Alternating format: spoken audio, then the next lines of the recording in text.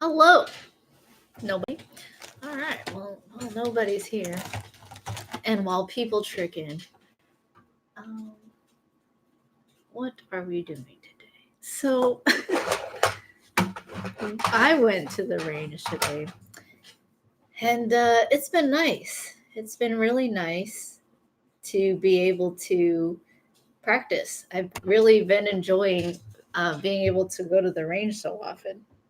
Oh, there's water on the but yeah, so it's been really nice, and shot through about half of the mags because I went and I was like a little late. It was like half an hour left till close, so I was like, I just want to shoot a little bit, and yeah, ending the week off with some shooting, some range time.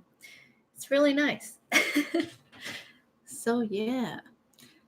Um, Dark Mushroom asks on the YouTubes, do you like crypto?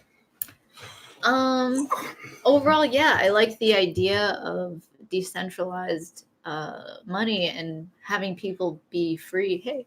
Can we go live on that one? Yeah, we'll go live on Facebook. No worries. Okay, cool. But welcome, Dark Mushroom. So short answer is yes.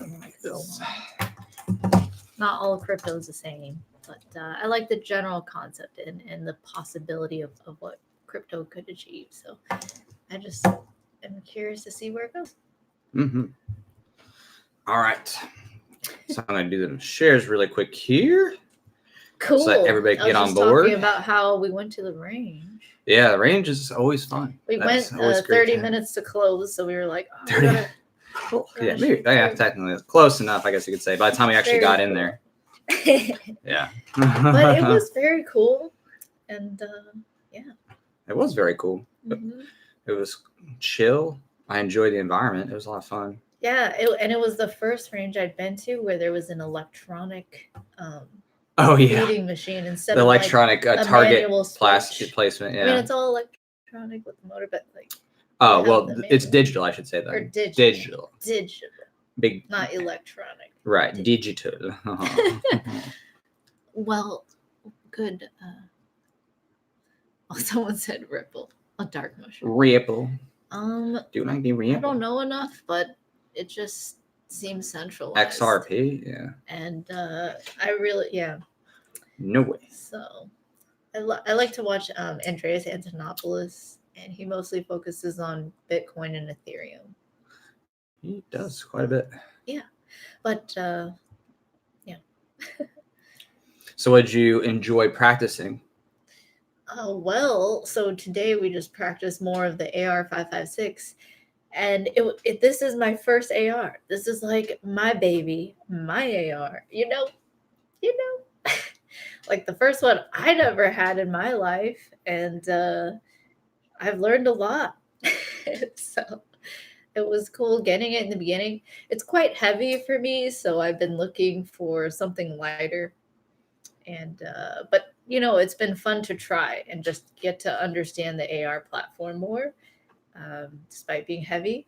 And I figured out what works best in terms like ergonomically. I've been learning how to hold a rifle better and aim it, because I was holding it up here and then like leaning my head all the way down, and like my head was like cranked all the way to the side.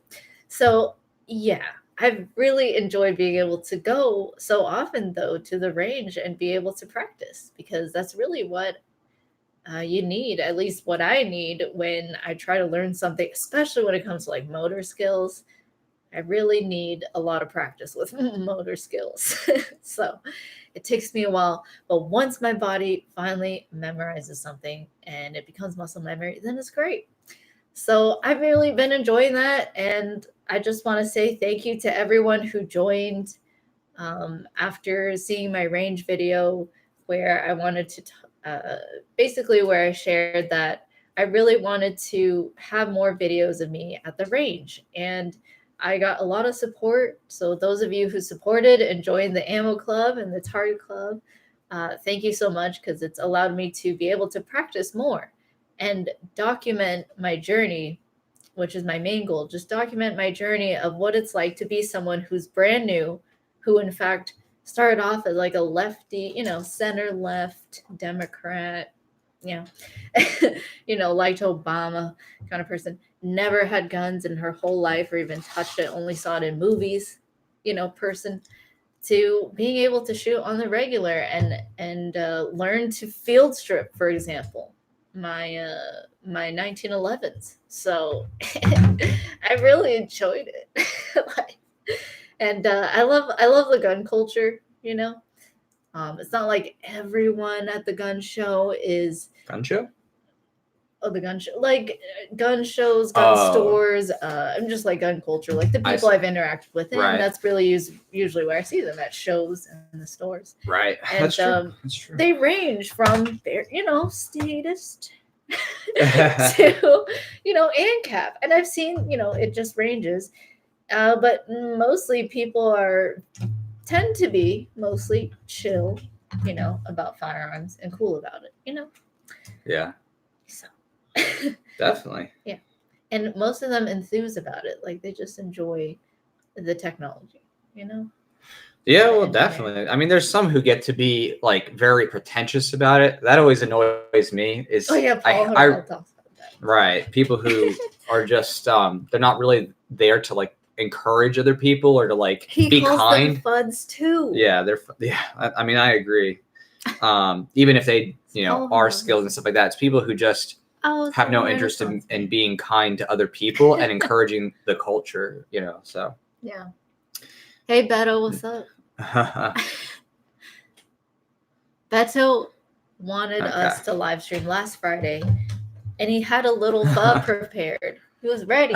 He was ready. Sorry. Well, we don't always do it, but he encouraged us enough to do it. They're like, all right, we'll do another one. Well, now we have enough of an update too. Somewhat, yeah. Oh, well, I mean, there's definitely stuff to talk about, for sure. There's some stuff I want to share that's going to be visual that you can actually see, but it's not done yet. It's should be done by tomorrow, but here we are. So yeah, very exciting stuff. Why don't you talk about it? That's a good idea. So now that I've shared the link to everywhere, so everybody can be on board and hear what's going Facebook, on. Yeah. Yeah. So basically, we're just here to update y'all. Wait, before you share the updates, tell me what to draw. Oh yeah, I mean, so as always, if people want to support here, we do fill mags for every $1 support if you do the super chats. So if you want to support toward the project, again, maybe you want to hear what next developments happen before you get there. But if you want to, I mean, it's whatever you want. But we'll fill mags. We have, for those who can see here on YouTube, and then here we got some. We have some brass here, hanging out. So I'll put that. No more toll ammo. No more toll steel toll ammo. Definitely not. Yeah, I mean, that was one lesson with my AR as a newbie. For you, yeah. I was like, you know what? Let's get, economical AR. It's my first time at the rodeo. Let's not get a super expensive bull to ride. Okay. Well, it is true that, like, analogy. You know what I mean? Like, because everybody's needs are different and everybody's budgets are different. So it's like meeting that very specific area of like, okay, this fits within your budget, but it's also reliable. It's, it's a very important process to think you through what's important. So yeah. So yeah, I will fill mags and I'll draw a picture of this mag. That sounds good. That's what I'll do. I did that last time and the Sasquatch came, who Beto thought was Chewbacca, but it's just the Sasquatch. Yeah. All right, I'll draw this one. So while you're drawing, I'll start giving some updates information on the project. So it's been very cool so far working on the project and getting things going. Last time we updated that we had, started the paperwork in terms of the, corporate entities for running the film campaign. Those are all finalized and done. So that's all 100% in and done. Now it's a matter of just finalizing the campaign language and the perks and things like that. Actually, I will eventually want to talk to y'all about those perks and some, interesting things to do for it, because I like getting some feedback and just seeing what people like and maybe even someone makes a suggestion that I didn't think of and that, she didn't think of, that might be cool too, that we could reasonably do. But we're working on that campaign language. And I signed actually some documents, some agreements here with our amazing cinematographer, who I want to say who it is. Excited. I'm very excited, but I'm still going to leave that for another reveal. But again, as I said before, this person who is going to be working with us, who's going to be our cinematographer and editor, is someone who is, I guess you could say, well known within the viral gun video meme community on YouTube and stuff like that, and has made a number of things that are quite treasures, you could say, at making fun of gun grabbers. How many people do you think will recognize him when we review? I would imagine that some people would either recognize him and his company, or they might recognize the videos that he's done and be like, oh, I've seen that video before. So, because a lot of times you see viral things online and you don't know who they came from exactly, because maybe someone re-uploaded, but his original video was like, I think at least 10 million views plus, that was something with guns, and, very well viewed within those people who are big fans of firearms and stuff. But when we announced it, I think you're gonna be just as excited as we are working with him. So, and he's someone who I have personally met in person, have known casually, but have had many conversations over many years with him for over 6 years now. And he's a solid guy, huge gun rights supporter, unabashed. So this is the kind of person you want, who has the film talent, plus he really gets the the mission and the vision, and he's someone who can execute. Wow. Okay. So on that note, yeah. Thanks, Dojo, for the super chat. So we're doing the super chat and filling mags. So there's 30. It's a PMag 30, so it holds 30 rounds. And so yes, that's was like a Dojo. So thank you, Dojo. Thank you so much. Thank you. We got plenty of mags to fill. Reload. Yeah. So after some thank you. Yes. Arigato. So yes, thank you so much for your help here, Dojo. I feel very honored. So that's of course helping us to continue producing and building these elements, because obviously, we told people to support stuff like that. We weren't joking that this is going to be pricey to do things right, because we personally have put in a couple grand already, and of course tons of people have helped support us, and so thank you so much, because y'all covered some significant portions of that. But of course we're putting our own money and time and huge amount of resources into this too, so we're literally a fan right there with you, helping to make this happen. So thank you so much, and Dojo, and everybody else. All the help, seriously, thank you, helping us prepare and the upgrades, because actually preparing for this campaign has also just at the same time just happened to meet the need of wanting to upgrade our equipment anyhow, because we wanted to be able to have a good video. Right. Campaign. Yeah. In terms, we've been able to do some personal upgrades things there too, because we have to do the pitch video. Obviously, we're doing that in our end. We have to do all the staging, all the graphics, and all that good stuff. But then, of course, the higher level professional, because of course, when it comes to the bigger film, we want to have the guy with all the amazing equipment that you'd want to do something nice. He's got the gimbals, he's got the stabilizers, he's got the rails, the jibs, whatever you need to get the shot, he's got it. And he has the work history and work product that, of course, we're going to be sharing that too very soon, probably within this month, that when you see, like, oh, okay, this is the right person to choose for this. So yes. But in addition to that, I'm actually just going to post here to Facebook for those who are watching on Facebook, the YouTube link if they want to hop over there too. So in addition to that, we've actually been working on the pitch video, like a teaser that will be pre-released. So I developed that, prototyped it, did a kind of mock-up and stuff like that, and it's with someone who's a professional editor and kinetic typography expert. So he's working on that right now, and that's the thing that should be out, hopefully, fingers crossed, supposedly by tomorrow. And if that gets up, I'll make sure it's all good and make sure that I can use it properly if I need to make any edits. But if everything's good, then I'm going to launch that on the Red Flag Reality social media, which on Facebook is the main page for that, just as a way to get some more interest and attraction. But we'll put that video there. We'll also put it onto YouTube to embed in the Red Flag Reality website. So for those of you who haven't seen it yet, redflagreality.com, you can kind of get just a teaser of the rundown of the support and stuff like that. Obviously the actual campaign's not there. Like our ideas for the film that we want to make, right? You know, the highest goal being the one that we want to reach for sure. Right. So the goals are there, and they're they're tentative because we've been working through them, but I think at this point they're pretty close to being finalized as far as the progression. But the general idea is we have the main film, Red Flag Reality, that we want to create. Right. And that's a certain level of funding. Like we calculated how much we really would reasonably need to be able to execute it well. Right. And for a film that we're, looking to do, which we've covered in the past, we could share, what that is. But it takes a lot of production. It really needs to be done well with good actors, good equipment. It's action packed. It's not just it's not a presentation style. Right, it's not a presentation. One screen. It's dramatic. There's movement. There's emotion. It needs to be done well, and so hence there's a certain level to that. And we have these different I guess goals within that higher one.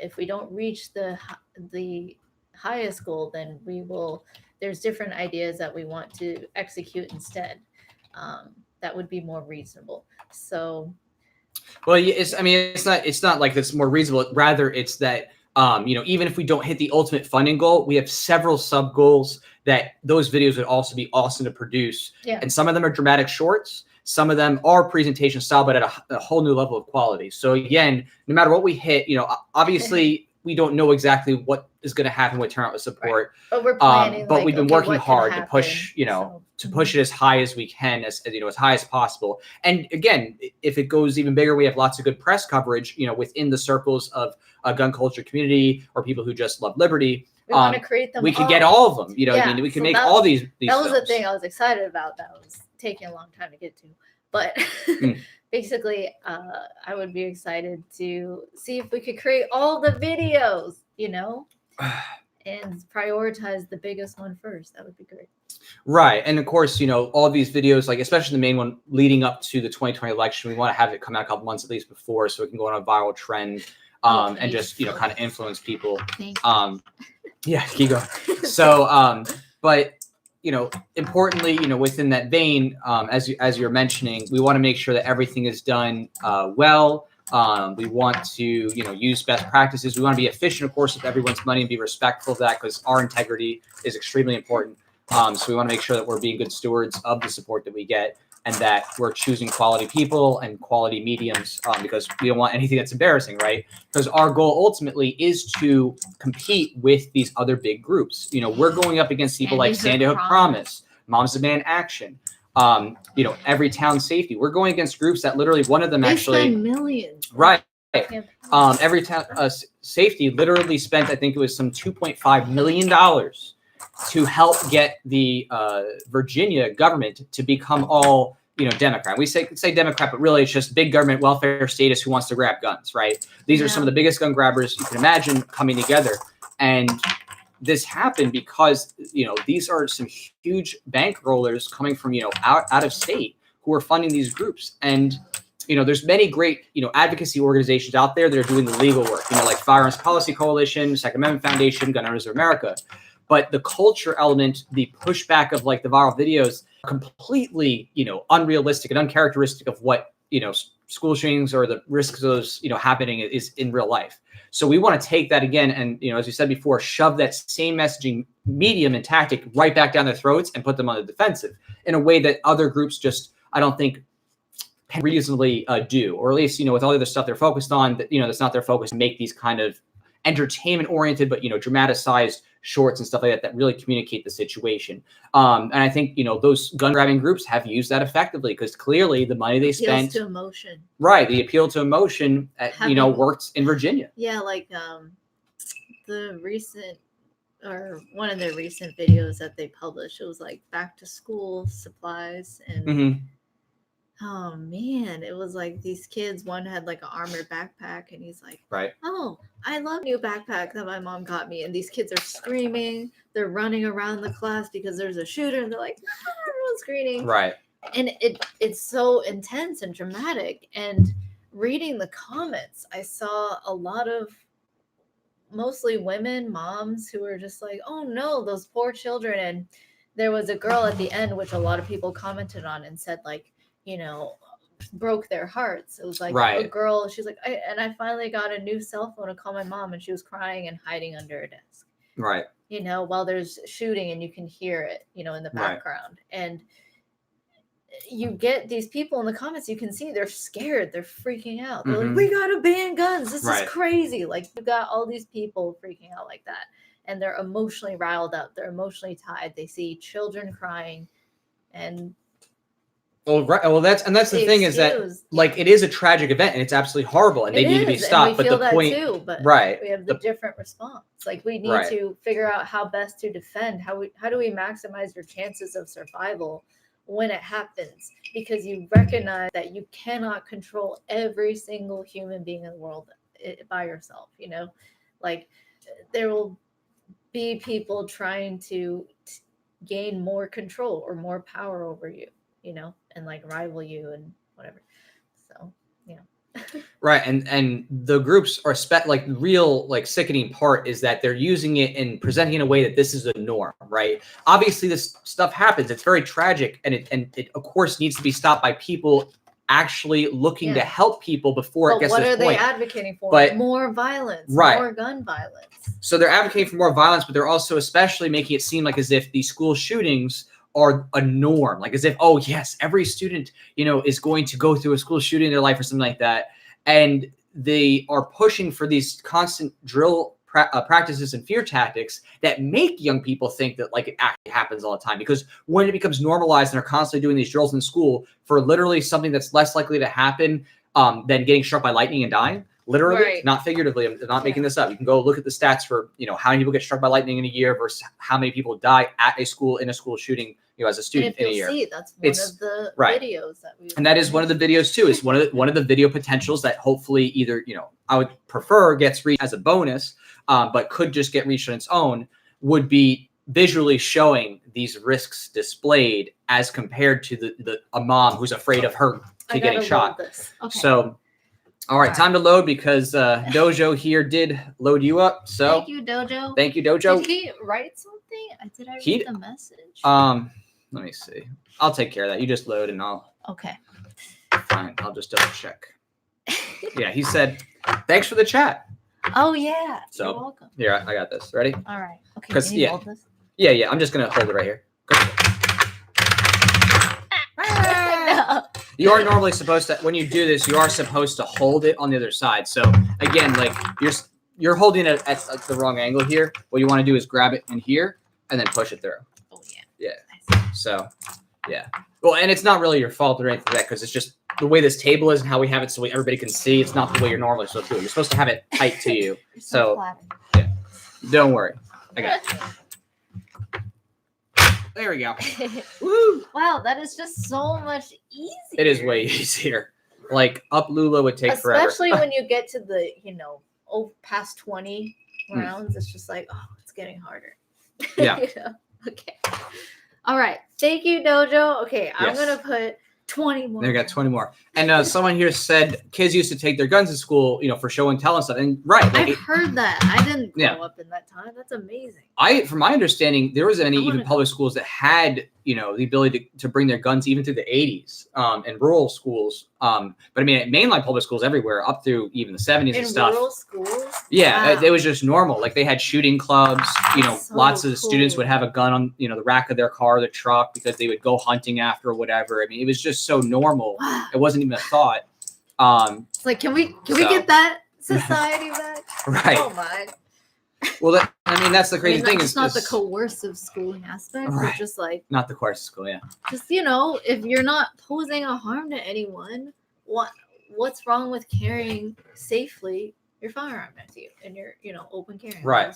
What? Well, then at that time it wasn't, because it wasn't a thing. Like nobody thought of it like that. Nobody. And plus, most people were armed around you then. Like if you were to try something, you have the much higher chances of stopping somebody who like freaks out or like goes crazy. Because everyone else is armed. Well, certainly there was fewer restrictions on, people carrying, and it was normalized that people would have guns in their truck or car. It wasn't taboo. It wasn't like banned everywhere, by and large. So, yeah, absolutely. I think, part of this whole movement with, people like March for Lives, Muslim Man Action, Sandy Hook Promise, Every Town Gun Safety, Safety, whatever. Their goal is basically to eliminate gun culture. Like that's really what the goal is, because with the red flag laws, they're attempting to suggest that if you like guns, you're somehow evil or have malintent. People should be afraid of someone who likes guns. They should report you if you post to Instagram or Facebook.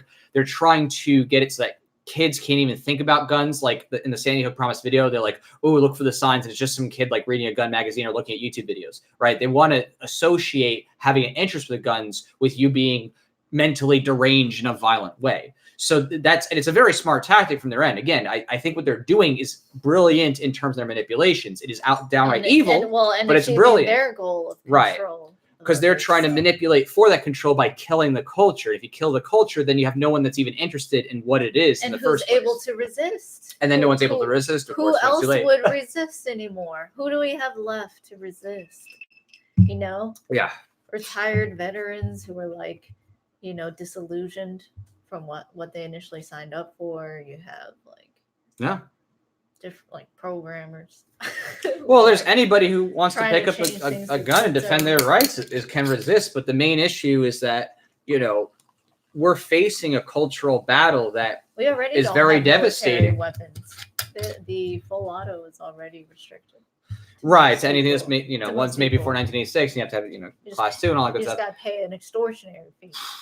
But yeah, I mean, it's something that is an ongoing battle for the mind is really what it boils down to. And that's why we want to do this project so badly, is because we just don't see enough people taking on this avenue, which is the avenue that is being used most effectively, in my opinion, from what I've seen, to try to sway people. And it's this emotionalism and this hyperbolic language and stuff. So we're going to, put it right back in their face. But the thing is and I get it. It really works on people who are swayed through emotional feelings. They like sure. That's all they need is they don't need reason or evidence. They just need, someone died. You're right. We got to ban things. Like, let's not. And anyone who doesn't want to ban things is crazy. Like they're just attached to that conclusion emotionally. And that's what's hard to break, And so it's like what we want to counter is that emotional effect and show here's what you're advocating for in reality. In an emotional, dramatized way that connects with that violence and really shows to people how that can be done. Right. Yeah. So exactly. So we want to do that in that vein and again, take their style of language. Yeah. But I think, again, what we're going to be doing is actually going to be much closer to reality than what they show, because the dramatizations that we're showing actually really do portray the dangers and evils. So again, it really does portray the dangers and evils of what happens when the government starts just going after people for their guns and the violence that erupts when, it's like, I was scared. This guy said he likes guns online, or he has a 2A sticker or whatever. And all of a sudden the police are banging down their door at 5 a.m. and they're all in SWAT stuff and they're shooting down. AR family. Right. He has an AR family sticker. Oh, there must be violence, right? Yeah. Yeah. Yeah, that's not the world I want to live in. I don't want peaceful gun owners to be victimized. Right. And that's By the way, it's not law-abiding citizens, okay? Can we just change it to peaceful gun owners? Because, or just say gun owners of America, peaceful gun owners or just of America. Yeah. Because it is. That's what it is. Just all around the world. There's people who are peacefully owning weapons. Yeah. I hate that term. Law-abiding. It's like, when the law changes, you're going to obey the law still? No, it's like so ridiculous. Yeah, I mean, it's nothing to do with law. It has to do with the ethics and morality of the situation, which is that the government is initiating physical force against people who themselves have not initiated physical force against another person. They haven't defrauded somebody. They haven't hit somebody. They haven't murdered somebody. They literally just living their lives. And because they have a gun, ooh, now the government wants to It could be kill your them? dad. Right. Your peaceful dad who's just living life. He like goes on the boat once in a while. He's just trying to love on you. Be a good dad. You wouldn't know that. But just because I'm sorry. So you wouldn't know what that's like, though. Woo, that struck a nerve. All right, moving on. So the dad that I wanted, no, I'm just kidding. So he's just like, he was present. He's now. He cares. You're like, actually, that is a purchase. That's where you get it from, actually. What? Your love for guns, because you actually do love guns. Yeah, my dad. Your dad loves guns. I was like, oh, you know what an AR is? He's like, oh yeah, I shot that in Vietnam. I was like, whoa, that's so cool. That's so cool. And what's nuts, pardon my French, no, I'm just kidding, is he met my mom when they came to America. Right. And he was so different from my mom, you know? Yeah. Like, I grew up mostly with her, and maybe I would have been more conservative because he's also Catholic. Mm-hmm. Your dad would fall into like the conservative, I think, crowd. Like he definitely falls in there. Entrepreneur, loves guns. He's like, let's go hunting. Devout Catholic. I was like, yes. He'd fit that profile for sure. But then my mom was more like, oh, whatever. Oh, welfare is good because you know it.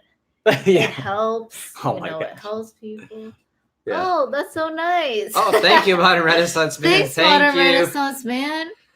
That's cool. I didn't know you can do like GIFs now, or animated GIFs. Whoa, so he says you are amazing. Yeah, and it's like a little pear. That's awesome. Oh, whoa. Whoa. Whoa. Wow. We have so much in common. So much. But now we're getting that much closer to producing the Red Flag reality film. Thank you. Oh my gosh. We are very close, actually. Yeah, so very close. When do you expect to launch? What's the ETA? All right, so now we can give people a more concrete date, and I think this is important just so you could get on board with this. As it stands, again, assuming all things go well and nobody, doesn't deliver when they're supposed to in terms of what we're needing, we actually believe we'll be able to launch January 1st. So what's cool about launching on January 1st is, of course, New Year's. And lots of people celebrating kicking off the new year. And what did we celebrate New Year's with this year? ANCAP crime. ANCAP crime. Which, speaking of which, there is another rap song coming out. 2018 on PST time. Well, no, but it was December. It was January 1st. Yeah. But okay. So not only will this launch, but yeah, for those of you watching, you have an inside sneak peek here. There's another song coming out. So if you like the ANCAP grind, you might like what's coming next. Although it won't be a video that's done like last time, but it'll be pretty entertaining to say the least, and very fitting. It'll align with it. Well, maybe remix or something like that. But it will be very fitting with the Red Flag reality project. So these two things are going to coincide quite well. Okay, well, I'm going to fill it up. Well, cheers to you, Modern Renaissance Man. That is such a cool Very name. Big cheers. I should make a song I should make a rap song about my patrons. You could. We got Modern Renaissance Man on the left. The Asian capitalist on the right. Free Hong Kong. Okay. So, and Zach Likowski, and Agris Nexus, and Liberty Under Attack Publications. All these guys. And Crawford. And that's really cool, Thanks. And you guys are awesome. Dojo, you are cool.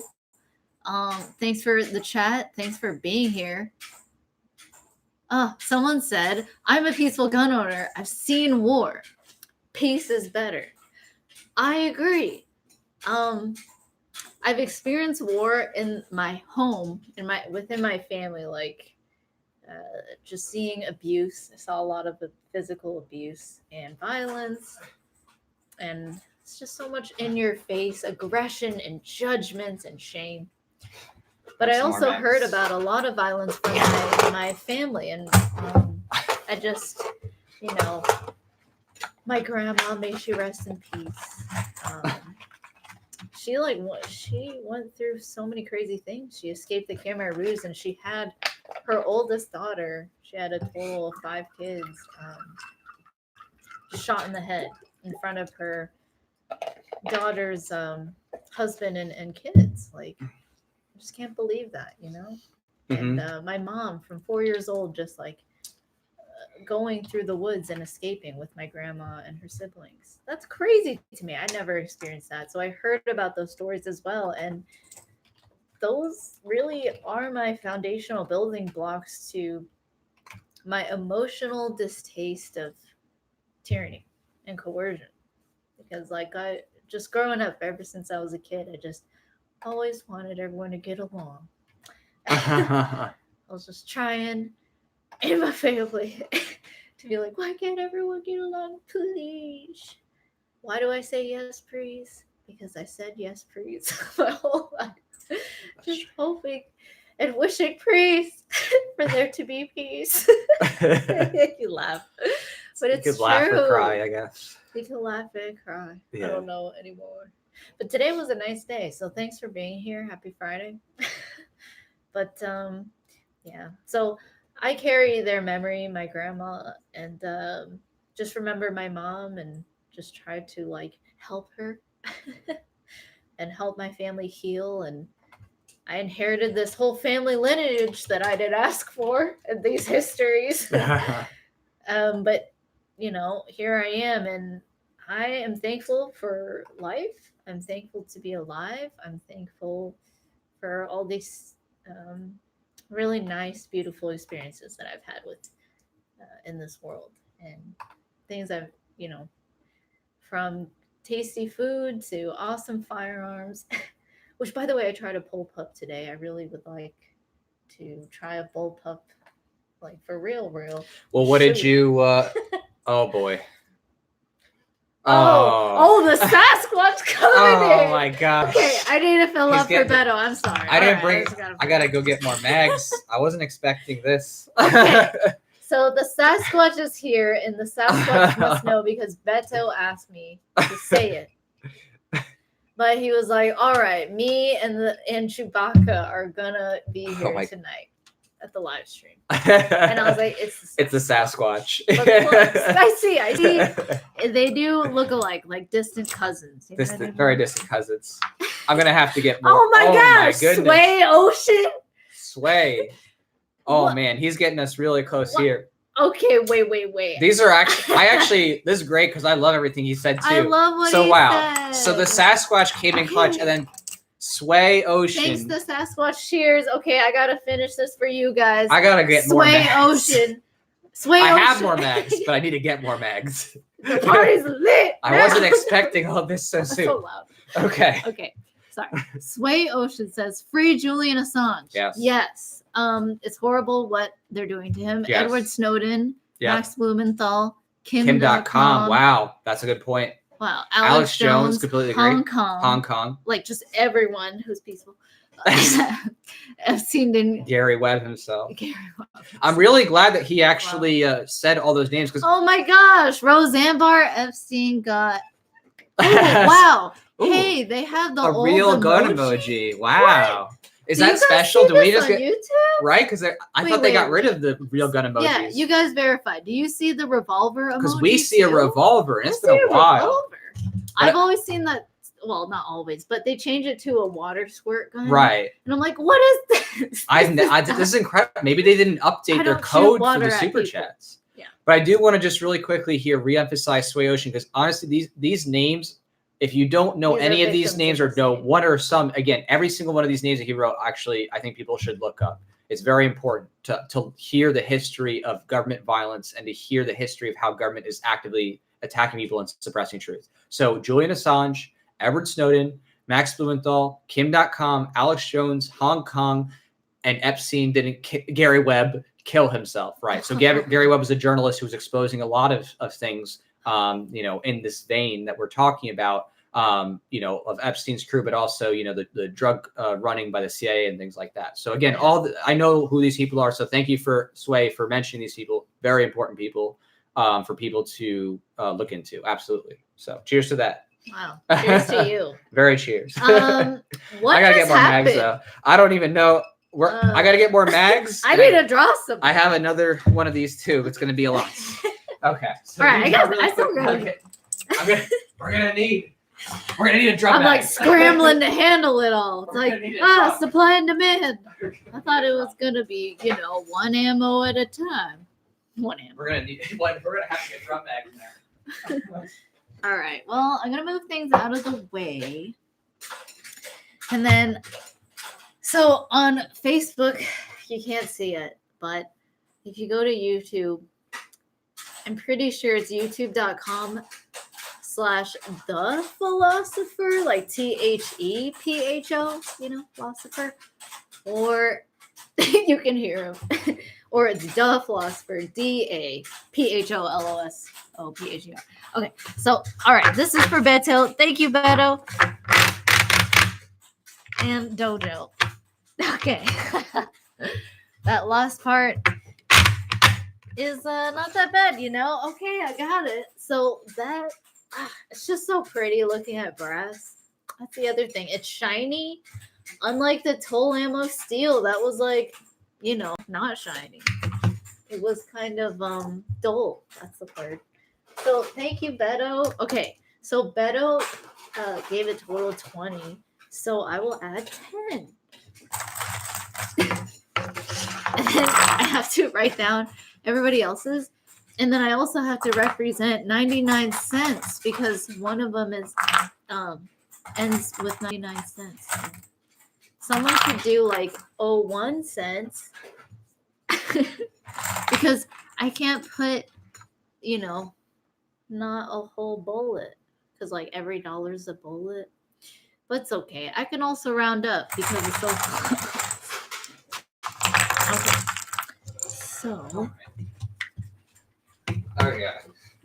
So, I got another serving, another healthy. Another serving. Oh, it's like another healthy serving to eat. So it's like that ramen meme. Here's some more mags. I can get more if you need. I don't know how much more we could get, but I can make it happen if we need. All right, so. Great. All right, so what's new? What happened? Oh, it looks like there's another one too. 7-11 was a part-time job. Celebrities don't pay a livable wage. That's hilarious.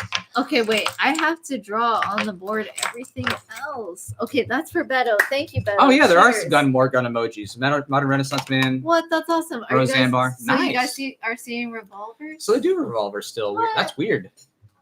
Maybe it's just for super chats or for the YouTube. YouTube? I don't know. Promoting gun culture? That's great. Don't tell them though. Don't tell them. They're gonna. The second someone reports that, they're gonna remove it. So. Yeah, we could secretly still keep and bear arms on YouTube chats. Get to drinking. Thanks to Sasquatch. Yeah, Sasquatch. Okay, I'm gonna get to. It's starting. I don't. Do we even? Did you? Okay. Wow. Oh. There's a lot. Like there's just a ton. I don't even know what to do. Sasquatch. Okay. Not Chewbacca.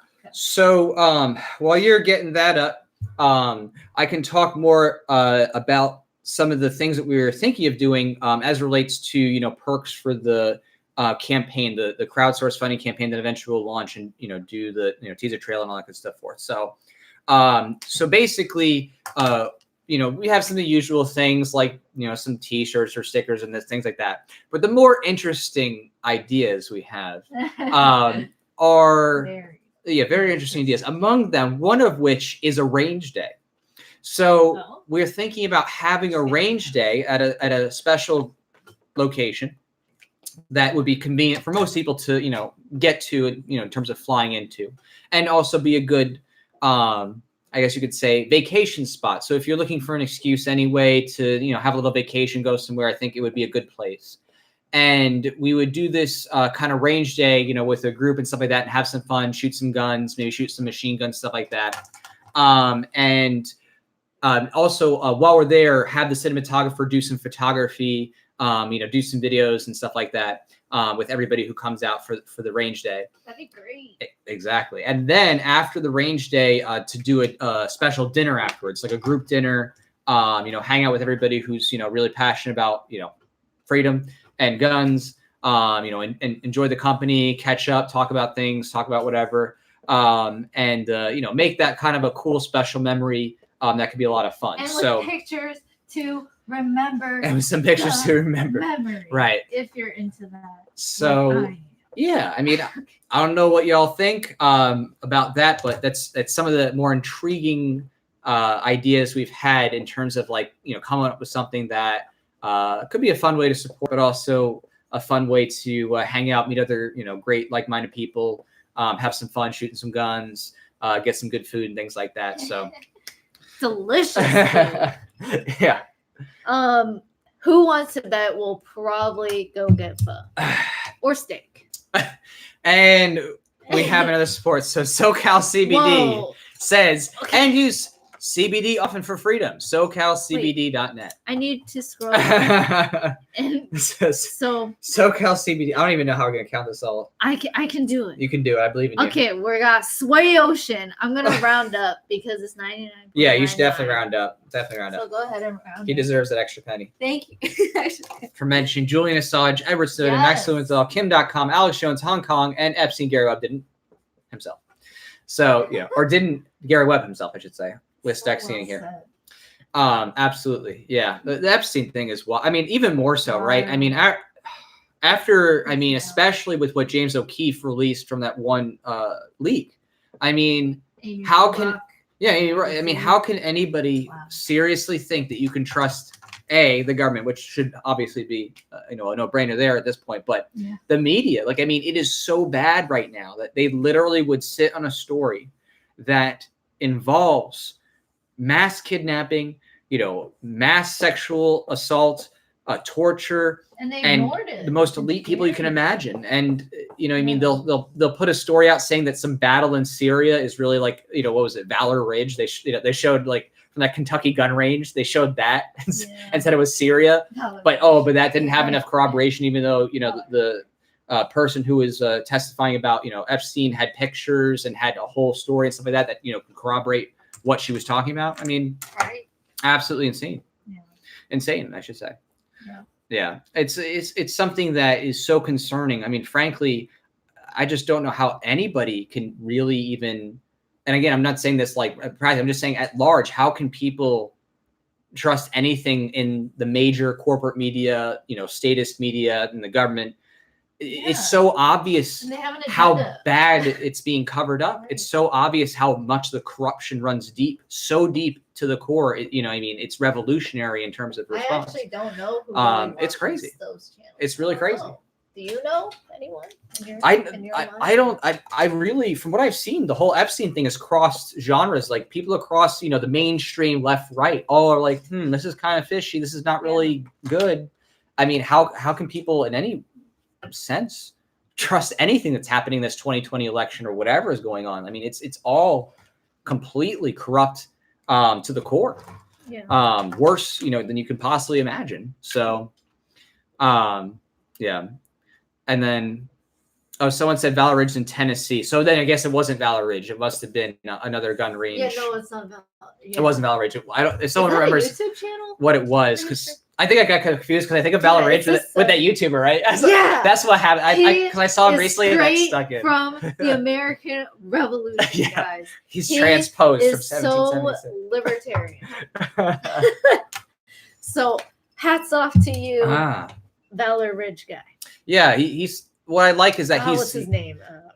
I can't remember offhand. Roderick. Somebody. But a SoCal CBD here says, I'm down for a Las Vegas gun range visit. Yeah.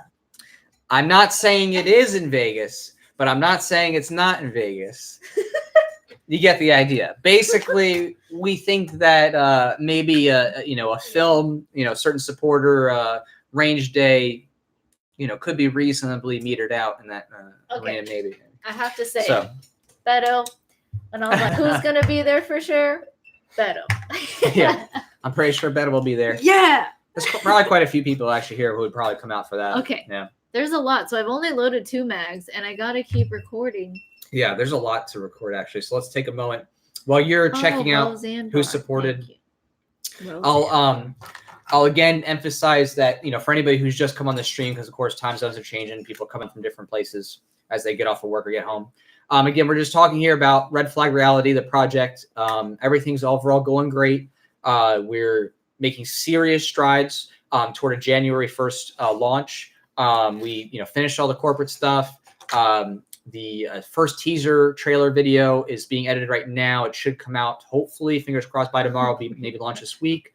And the campaign stuff's, being finalized in terms of the perks and language. We signed some special agreements with the cinematographer, which we will definitely be announcing soon enough. But he's someone of note and worth who I am very proud of in his work. And when you see it, you're gonna be like, okay, this is gonna be great. So yeah, you're definitely not gonna be unhappy about who we have coming on this when you find out. So, and even if you haven't heard of him before, once you see his work, you're gonna want to subscribe to his work otherwise. And he's actually himself, I think he'll be happy with me saying this on this problem, but he's actually coming out himself with some pro gun videos and talk videos of his own accord as well. So this is definitely an effort by us and him. He wants to push back against this as well. He's so crazy passionate. I love it. He's so passionate. So see, that's the thing. The unifying when I was saying earlier about all gun owners, not all, sorry, most gun owners that I've met so far like really enthused about guns, they at the very least don't want to tread on you when it comes to guns. Like they're like, no, let's do full auto, dude. And they don't want to surveil you or anything. They're not all status in that regard. At least with guns, a lot of the people that I've met just at gun ranges, range officers, stuff like that, like they seem to be open-minded about it, but they just promote safety. Like they're serious about safety, extremely serious about it. But other than that, they're not like, no, you can't have it. You couldn't learn to handle a machine gun. You know what I mean? Like most people that I've met, and they agree that the pistol grip thing is arbitrary and stupid, and that you should just be able to have a shoulder stock on that thing. And that if you bring it up here, it's a rifle. Oh no! Oh no! And a Sasquatch, except for the FUDs, right? Yeah, not the FUDs, of course. Right. And some people here seem to be concerned about Vegas. But yes, if I'm not saying it's there, but if it is, we'll be sure not to pick a mob or government facility or something that is some whatever dangerous thing. Yes. So we will make sure we won't go shooting at the police academy. Yeah, we're not going to go. Here's the federal government outdoor range. No, it would not be. We'd look for someone that's credible, that has a history, look that's at this safe. Board. This is awesome. Look at this pretty colors. Yeah. Anyway, that's how I draw. Thank you guys so much. This is awesome. Okay, how many mags? So we got 2 mags loaded. So I got to load 1, 2, 3, 4, 5, 6, 7. We have enough? 5. Or do I need to get more? We'll start there. Let me know, because I can get more if we need. Yes. So yes, Sway Ocean said, he said I should be able to own a tank. Of course. And in fact, you actually can own a tank right now. It's actually not illegal to own a tank. Russia? Just one that has firing abilities. Yeah. I think. As far as I know, unless someone please correct me, because I don't know all the ins and outs of potential class X7 or something like that someone has. That I don't know. Maybe some class 7 someone could get a tank that actually fires. I don't know. Some explosives. I don't know. Compromise. By the way, this ginger beer is great. But I know you can just get a tank that's decommissioned. Can I just say this ginger beer is great? You should try some. It's ginger beer. Oh. Well, I might have a sip. I'm sticking with my Chi-Chi's, my Long Island. Yeah, Chi-Chi's. Cheers. Cheers. I wanted you to try it. Oh, all right. It's pretty good. Yes. Wait, is that malt? I don't know.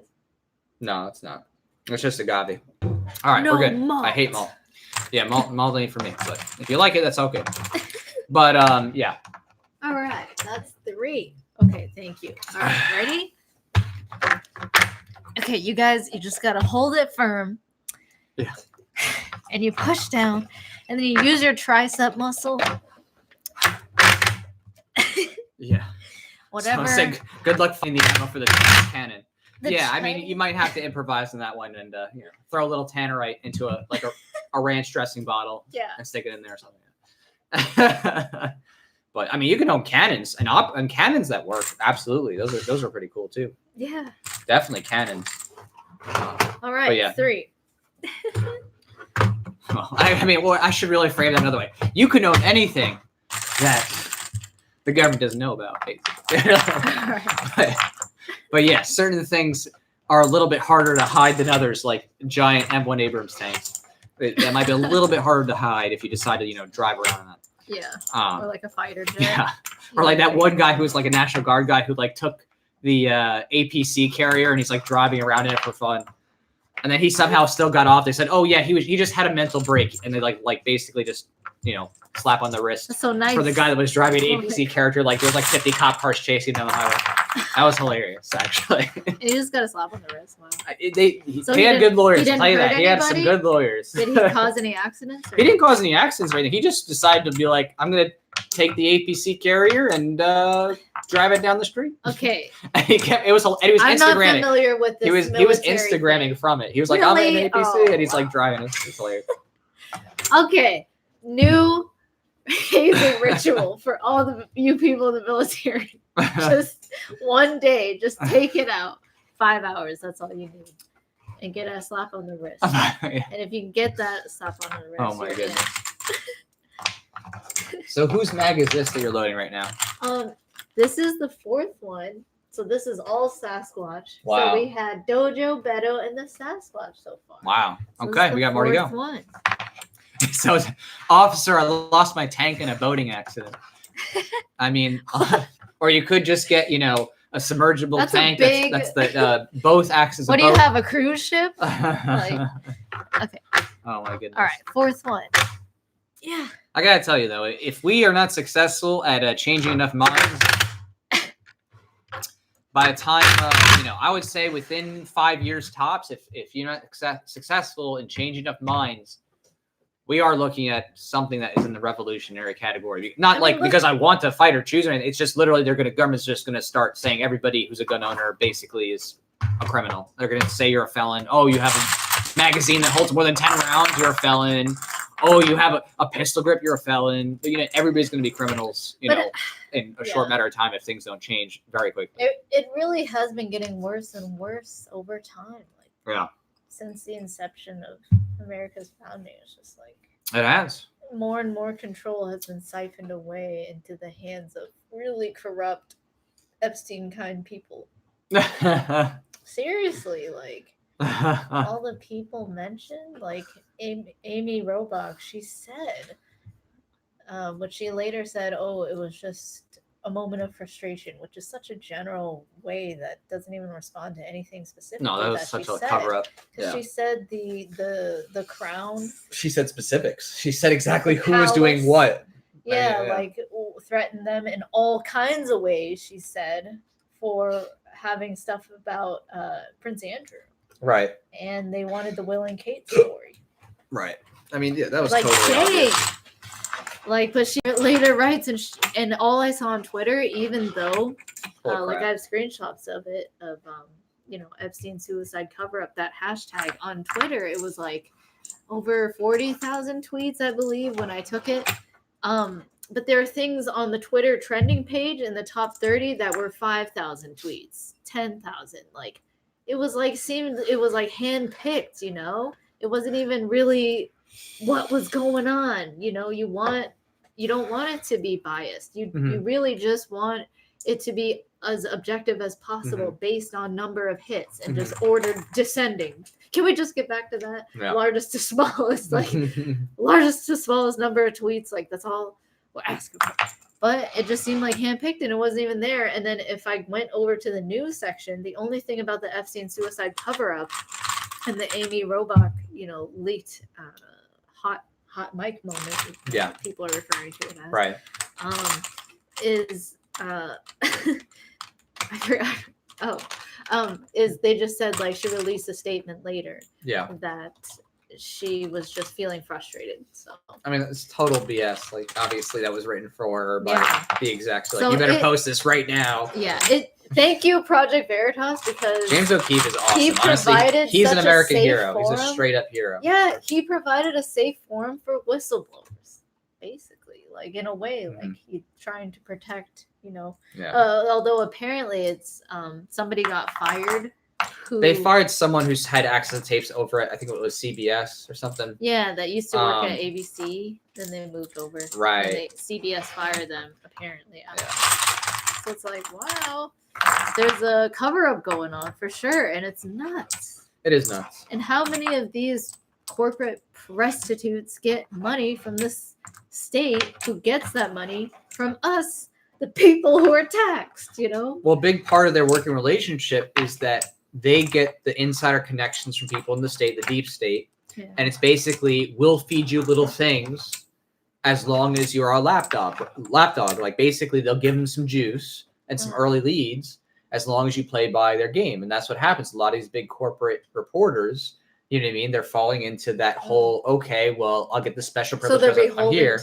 Right. Because the CIA. Right. Because they're basically like, because they have some people in the deep state who will give them some insider juice, like just money, enough, right? As long as they tote the line at the end of the day. So, it's a very corrupt and vicious cycle. Yeah. So it's also like watching, corporations. What is that? Like that we, America is very corporatist, right? Well, I mean, there's lots, right? I mean, the U.S. government effectively acts like a corporation, but like there's tons of corporations. I mean, but right. But like there's a lot of companies in bed with the state. Like either they have huge defense contracts or something, or like they're reorganizing the servers on, I don't know, the NSA or something.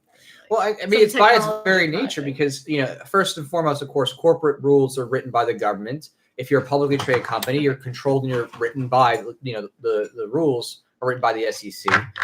If you want to have, if you want, oh, I did. Nice. If you want to have, your business get into certain areas, politicians are going to say, yeah, you want to come in this place, you want a business license, you better play ball with us and like give us, whatever it is that we want out of you.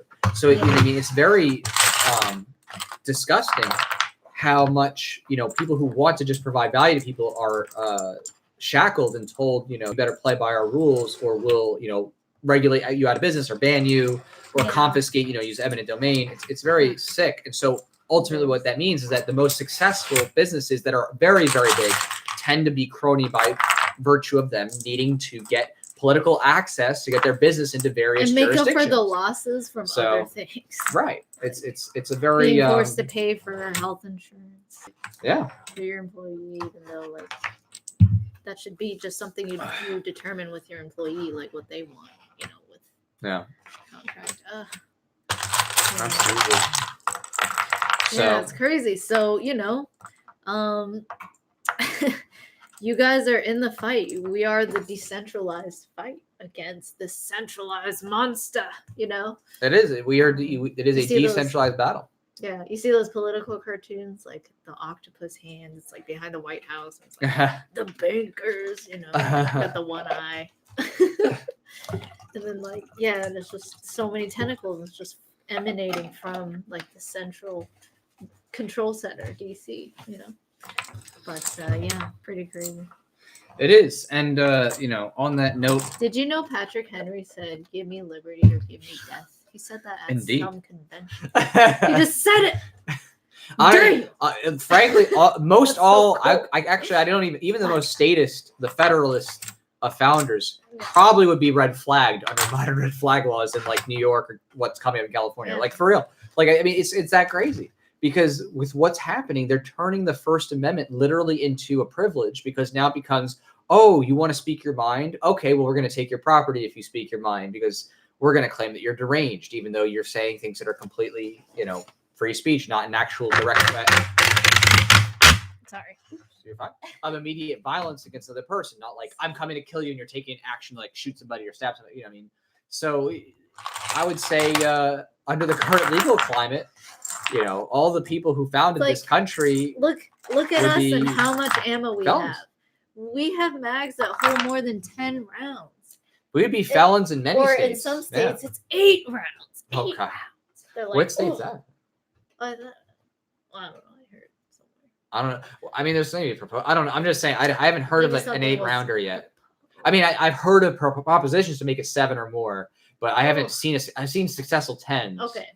I don't know if there's. I don't know if anybody knows of any successful 8+, because that'd be crazy. Yeah. Oftentimes it's disgusting. It's reported on like what's being proposed because it is important. You want to know what's going on. Like, what the heck? Mm-hmm.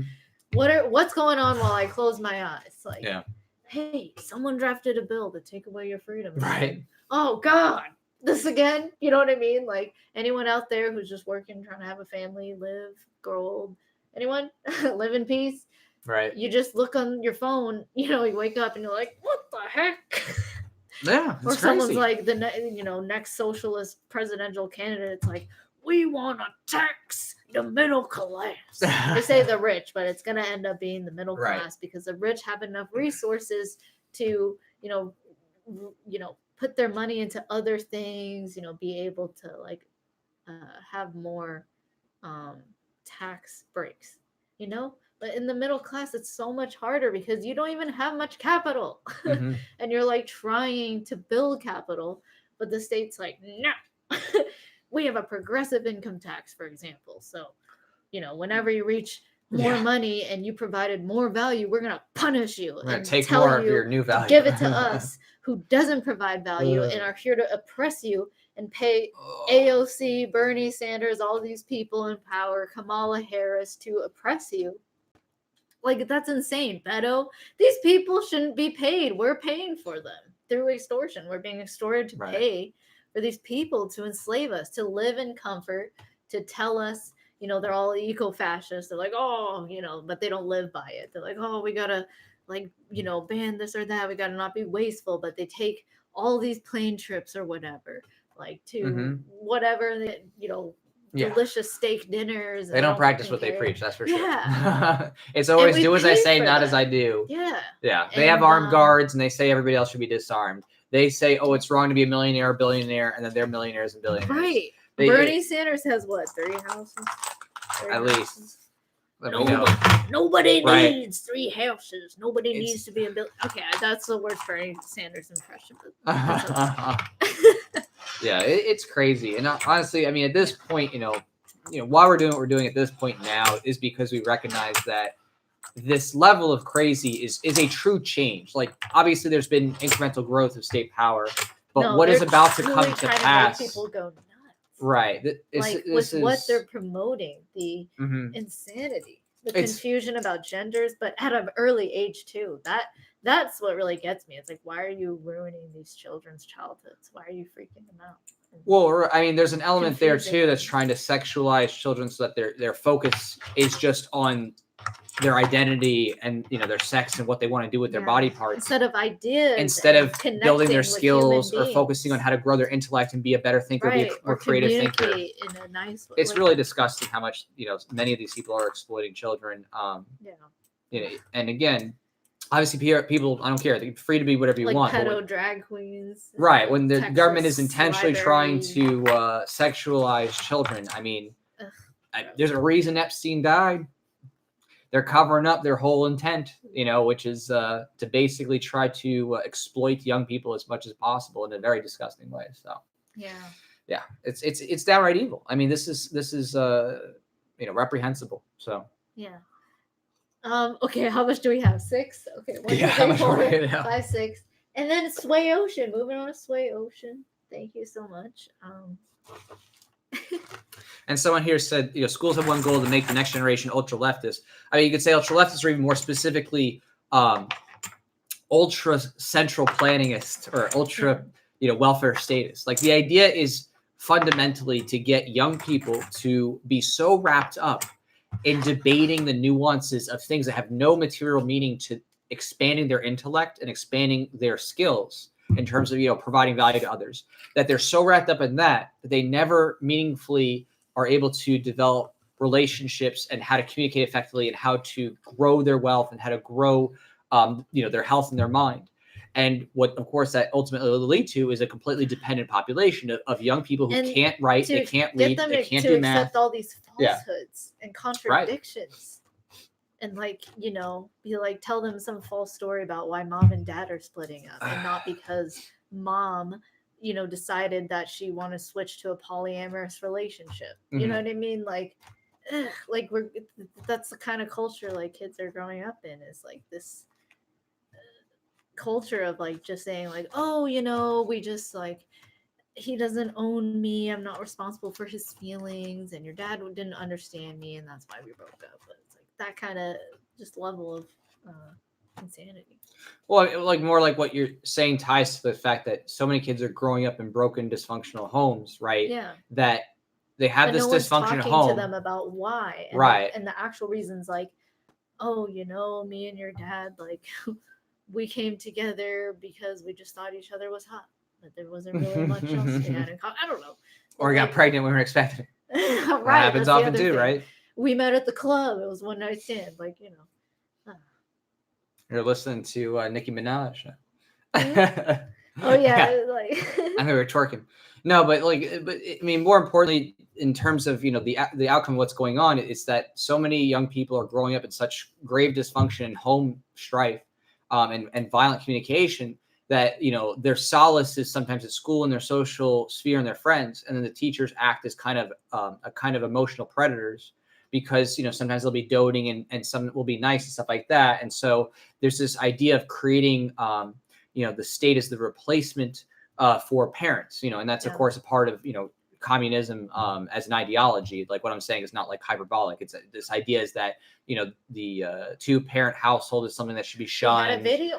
Right, and the idea that the state should run children's lives and should choose their social interactions. Isn't this one of Karl Marx's 10 steps to?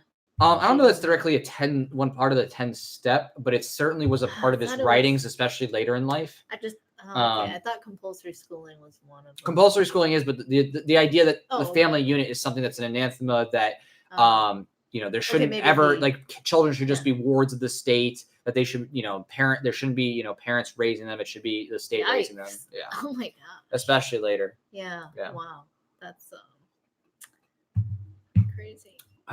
Yeah, no, and it's wild because, again, a lot of these things, you know, tie fundamentally to the idea that those in state power want to make sure that the population is fundamentally dysfunctional, dependent, and completely depressed, to the point that all they can do is ask for the state to lead their lives. And totally dissociated. And dissociate, absolutely. Just like, you know, oh, you know, you need some stimulation? Well, let me go look up whatever I want, or like watch someone on makeup, or watch the weirdest thing. And also, like, the YouTube trending now is very weird, and it hides things that are trending. Like, they didn't make trending the Amy Robach, like, they didn't make that trending.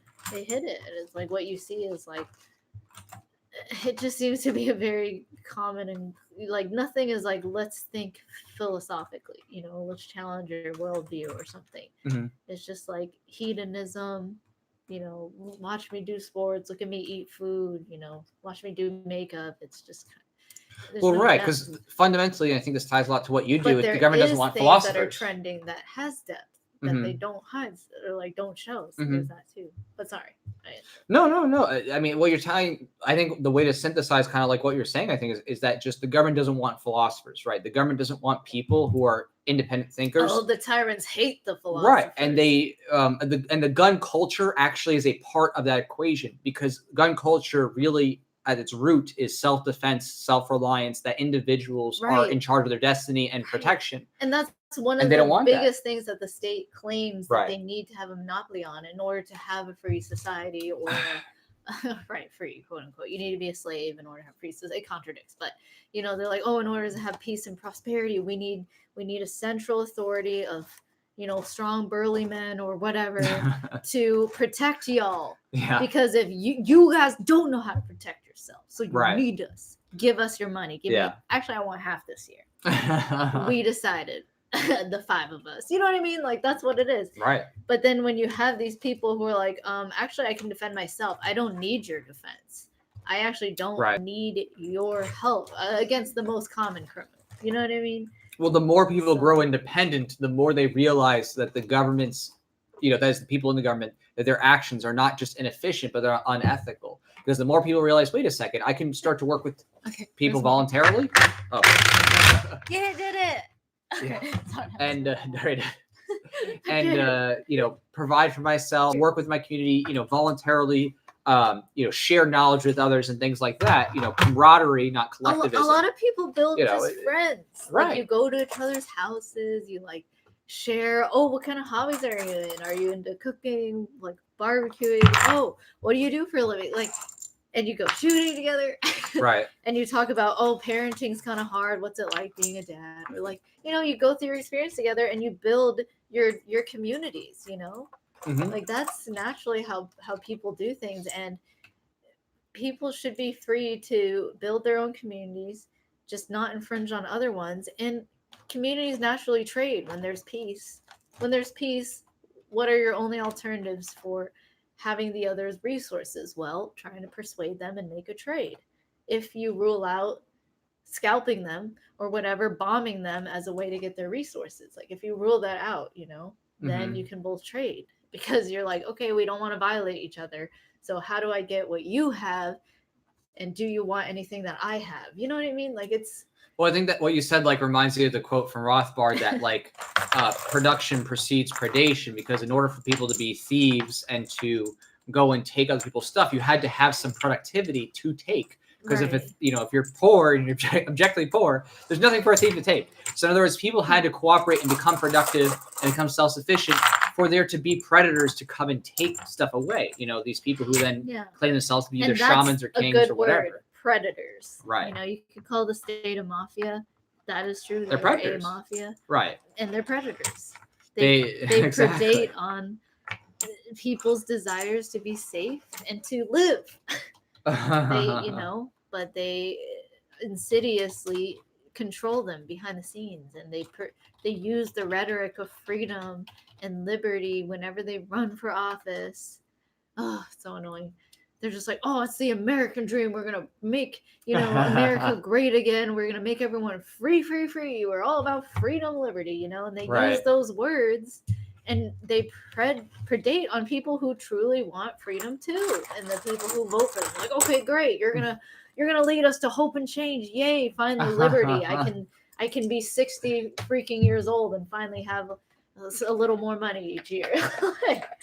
Gosh, that's the kind of thing that they predate on. And also in their predation, the goal is in tandem to get people to think that there's no other possible way you could live. Right. The idea is that as they steal more and more, they should lie to you and be like, how could you imagine that you'd have nothing without us taking 40, 50, 60% plus of your income? But that's why they don't allow competition with the enforcement agencies, Right. Like you can have private security, but can any of these private airports say, we don't want the TSA, we're going to do it? They can? Yeah. Hey, sorry, I wrote my doctoral thesis on the TSA, so when it comes to TSA topics, I have a little bit more knowledge in the Okay, thank you. Is there a financial incentive for the sometimes in some cases, yes, because of course the provision, they're not paying for it, but some airports were just so annoyed. And also, if you're at a private airport, there's no TSA. You go fly your local community or regional airport. TSA's not. I mean, it's so crazy. These people are just when nuts. I went on a cruise, there was no government agency. Right. Yeah. We'd go on cruise typically. Cruise security. There could be sometimes we have some border patrol people, but usually, not too much. Oh, okay. I just saw it everywhere, so I just assumed. Yeah. Wow. So it's one of those things that you have to be aware of what's coming, because if we do not work tirelessly towards stopping what's coming, I don't see personally any return, especially in America, because we're reaching that total subservient population, total monitoring. As I think you just covered recently, the Real ID Act and the synthesization of people having IDs that have RFID chips and stuff like that for traveling. I mean, the government just went early. Right, the government just created the Papers, Please, Nazi Germany, Gestapo infrastructure for travel in planes. I mean, it's literally that level. And people will say, how did this happen in the past? Whatever, genocide you want to talk about, Holodomor, or, Armenian or, Holocaust, whatever. I mean, again, people look back in time and say, how did this arise? I mean, we're here. We're at the acts that are leading to this literal specific arise. It's not just theoretical. It's happening. The Gestapo paper police is there. The spying technology, is the Soviets' wet dream. Like the USSR leadership wished they had what the United States government had in terms of, full take monitoring. And now we're about to face red flag laws, which are literally, I heard, and I think reasonably argued, it's up to 7 constitutional Bill of Rights amendments that it violates technically and technicality. I mean, and obviously, several off the top of your head, your first, second, fourth, fifth, and so forth.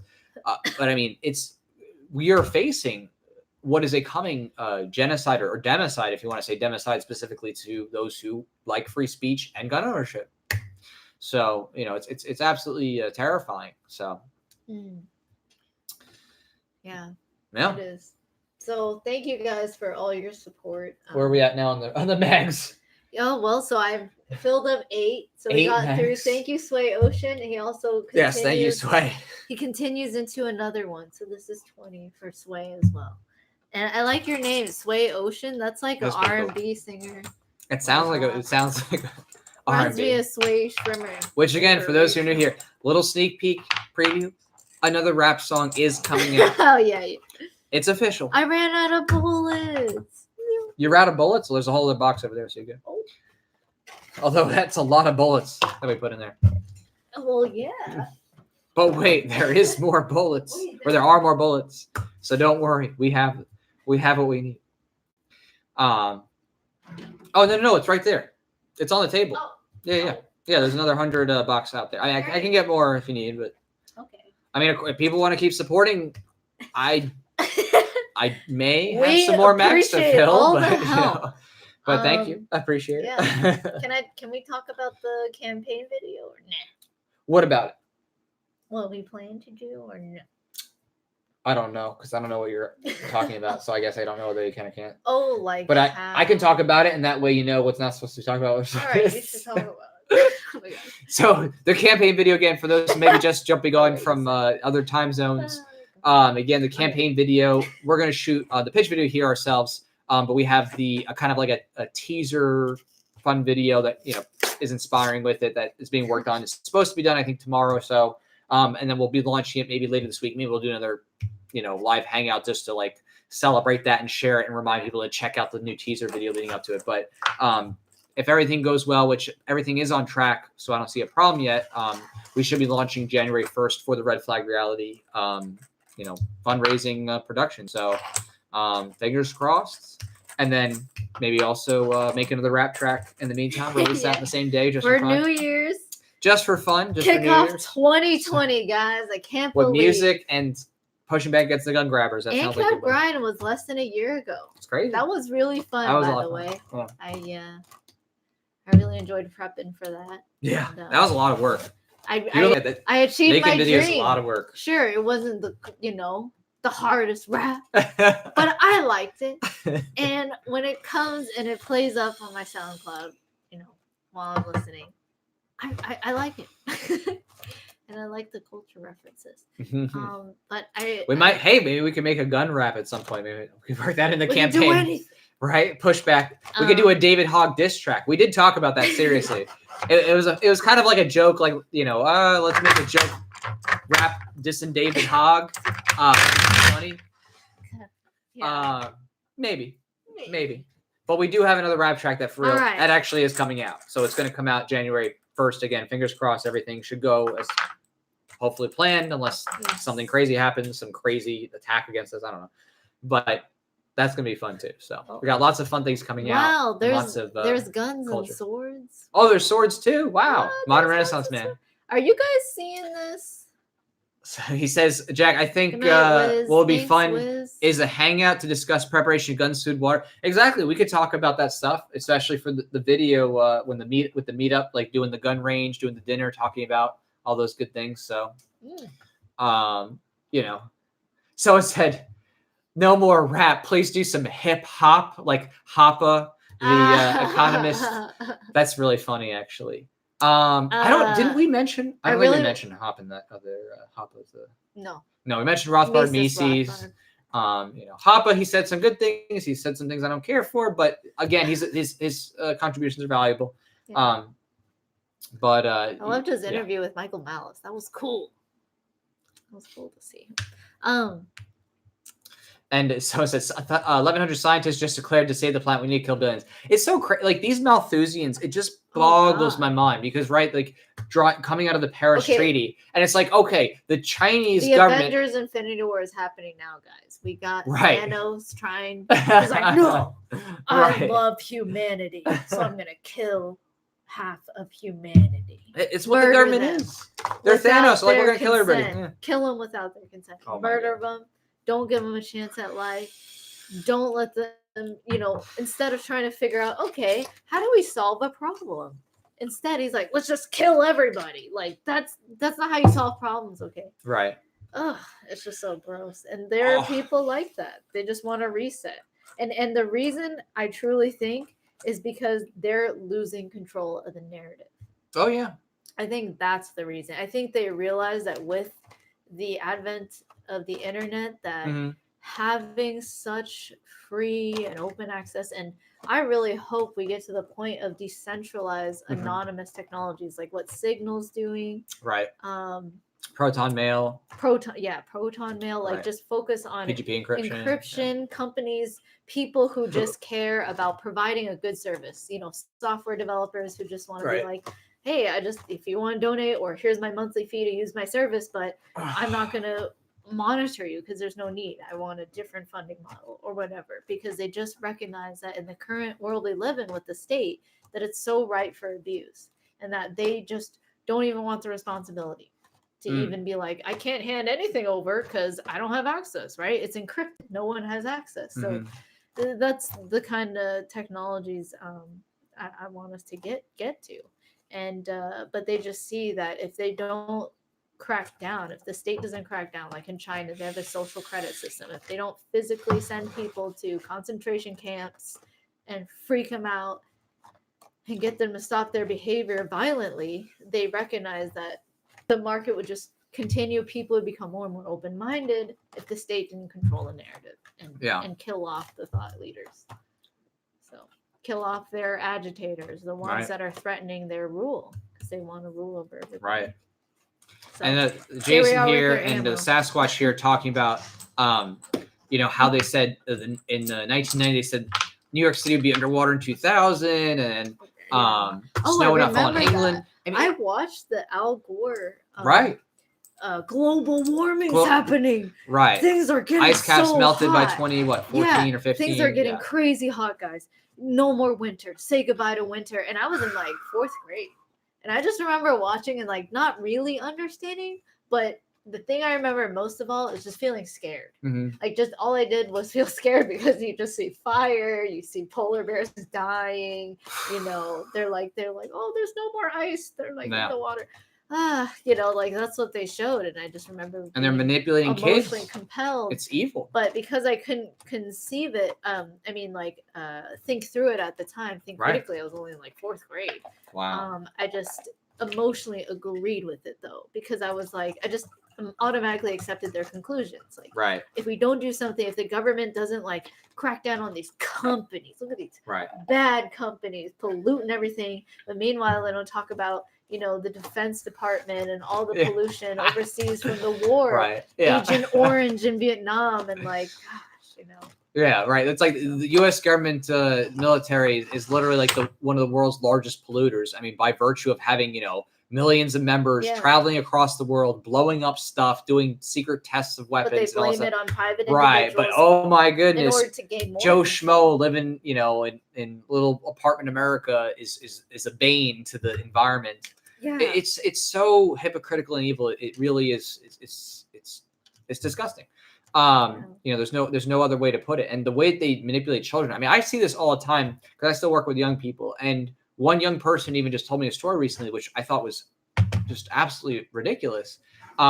He said, Trump is racist. And I said, well, okay. I mean, I'm not a Trump fan by a measure. But I was like, well, okay. Well, I said, well, how come? Where'd you hear that? Or what made you think that? He said, well, my teacher said so. And they say that on the news. I'm like, on what news? And he's like, oh, we watch CNN 10. I'm like, oh, okay. So what happens with CNN 10? And he's like, oh, my teacher plays, CNN news clips every day. And they're like, but now, like, whenever Trump comes on, she won't play it. I'm like, really? She's like, yeah, I hate Trump. And I'm like, and this kid he said, I hate Trump? Oh, no. The teacher said that. Oh. Right. So this is some kid in middle school. The teacher. And I'm like, are you serious? Like, I mean, again, you can make criticism, politician, this, that, but it's like this idea that in school, and this is a very common trope, all these teachers are putting one side of the story out there by and large and are manipulating kids to have these like emotional reactions without thinking through anything. And it's like, maybe Trump's racist. I don't know. I don't care. You can literally point to a million other things that he's done in terms of actual actions that are downright evil, whether it's growing the government, banning bump stocks, increasing taxes through tariffs, and whatever else you want to talk about that involves government spending, growing the government, or whatever. I don't whatever. But I mean, it is that level of indoctrination that's happening with young people right now, where the current climate is just tell kids to constantly be afraid, tell them to give up their fundamental rights, tell them that they should want state control over everything in their lives, and worse. Put it all to one side. It's crazy. I've never seen it so politicized, actually. I'd never seen it so, like, I never had a teacher being like, you voting for Obama? Oh, you voting for, right. Who was his, Bush, right? Bush before Obama, yeah. Yeah, and then, I remember, like, Al Gore versus Bush. I liked Al Gore. Like, he wants to protect the planet. He seems like a nice guy. Oh, my gosh. Oh God, it hurts. Nuts. But I mean, even then, I didn't see teachers who were like, not letting you speak if you like didn't vote for their candidate or say I hate this presidential candidate. Like it wasn't so politicized like that, Yeah. So it's just crazy how it's gotten worse. It really has. And it continues to get worse. From what I've seen, again, still seeing the environment and working with young people, it is at a point now. Again, if you saw recently, tying this back to the red flag reality and those stuff, and what happened after the shooting at Parkland, and all these different schools with these kids like just going out of school to protest, gun violence. Most of them were just going out, from what I have researched and what I understand, just because they wanted to get out of class. But again, it was this group herd mentality of, okay, everybody go out. And any student who was like, no, I don't want to go out with this, they were basically shamed, shunned, told, well, you need to go to a special area, the cafeteria. I mean, we are seeing an active attack on gun culture within schools, orchestrated by the administration, the teachers, by and large, at most mainstream public schools in most states. I mean, so we also are facing that attack that we have to address. And I say we, like, genuinely, like, people who are watching this, you're a part of the last resistance, literally trying to wake people up to the truth of what the government's doing. If we don't say something, if we don't stand up, be brave, be bold, like I think James O'Keefe says with Project Veritas, if we don't do something, we're facing a catastrophic destruction. I mean, a lot of people are doing things. They're trying to work, they're trying to share memes to their friends, they're trying to have those dinner conversations even when it feels awkward with their family, like what? You going against what we all believe. I mean, people are trying, people are making content, people are leaking things to Veritas. Right. I mean, there's so much effort, but at the same time, there's lots of money being poured in and lots of super powerful statists that are fighting as well to gain control. And it really is a battle between people who understand the philosophy of liberty and those who desire to just control, and their focus is like very Malthusian, like they don't care who dies, it's not empathetic, they're just like, I just want control of the resources, I don't care if I nuke everybody here, if my guys can come in and get paid to clean it up, like, right, or whatever, like, oh no. They wouldn't go if it was nuked, but you know what I mean, like you just bomb it and then it's just like, okay, you just clear it and then now you put your hotel here. Whatever. But yeah, so it's this is pretty crazy. It's something though that I think that thankfully, I'm inspired every day by people who are doing this. People are posting memes about Jeffrey Epstein not killing himself. People are posting joke memes, about government officials in ways that, you wouldn't have ever expected them to be parroting them and just showing the absurdities of them. Like, like the Babylon Bee, like holding up children as defense shields. I mean, the ability to lampoon and just completely be irreverent toward this statist rhetoric has never been, I think, more powerful, even though there's been all these social media bans and media bans, at large. I think that we're in that position where if we continue to press on and push back, we could turn the tides. But it will take, in my opinion, really reaching out to young people and changing that upcoming wave. Because right now, I mean, if you look at what they're doing, it's a battle of the culture. Mm-hmm. We're trying to promote gun culture. We're trying to promote culture of self-knowledge, of being aware of yourself and trying to understand why you feel how you do. Promoting philosophy as a culture, promoting a culture of people who strive to seek the truth and are open-minded and try to have a consistent methodology of figuring out what is true or false. Like that's the kind of culture we're trying to promote. And on the flip side, there are people who are trying to promote a culture of like hedonism, of contradictions, of moral insanity, of tyranny, of bloodlust in a lot of ways. Like it's okay if we red flag these people or murder them or take their life's property that they spent tens of thousands on, some people on a armory of just a collection of firearms that they enjoy, that they don't hurt anyone with. They're not going to go shoot anything except the backyard where they set up some range targets or some steel targets. Like it's a hobby. Like Hickok, imagine Hickok just getting raided. He's like, what? I just like make videos about guns and I just like guns. Like he's not even doing anything to my knowledge. I don't think he's killing anybody. But literally, like any average New Yorker, whatever, liberal Democrat New Yorker you can imagine, run of the mill, would be like, oh my God, this guy is just rearing to mass murder people. Look at all those guns. He's got all those steel targets. They must represent wanting to kill a bunch of children. Oh, thanks, Modern Renaissance Man. He said, okay, this is for 1/3 the mag. Chewy, Sway, the other 2/3. Oh my goodness. Okay. Thanks, we could wait. Do we have another mag here? Or do I need to get another one? Or is it this mag that's empty? Yeah. Oh wait. Oh, this mag. Okay. So it has 5. So it's I got added 5. 10. So that makes it just 15 more. Okay. So just 15 more, and then I put that. So many mags. This would get you so many felonies in New Jersey. It's a good thing we're not in New Jersey. Yeah, seriously.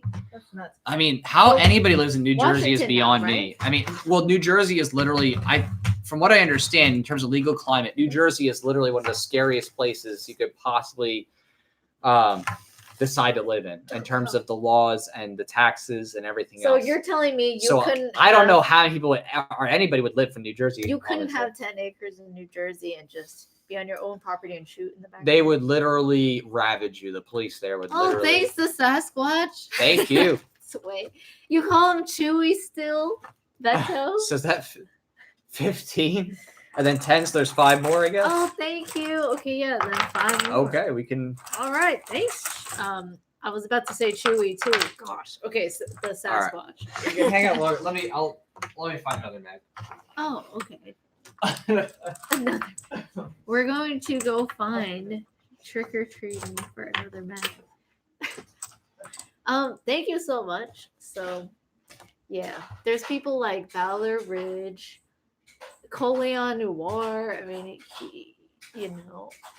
he's a law-abiding citizen. That's probably so far my only thing that I've heard him say that I'm like, well, I don't agree or not.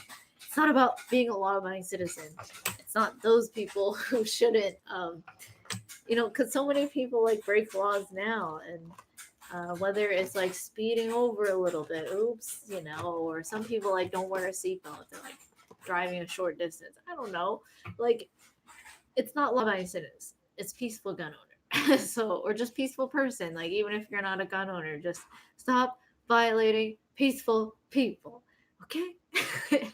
And that's what we're here, and that's a fight. And there are people who are like, no, we gotta violate peaceful people. No, you're peaceful, I don't care. you're not saying the right pronoun, or you're not throwing away and recycling your paper straw. You know. I know. Going on. Okay, I'm sorry. I'm doing this funny impression. But... Oh, who?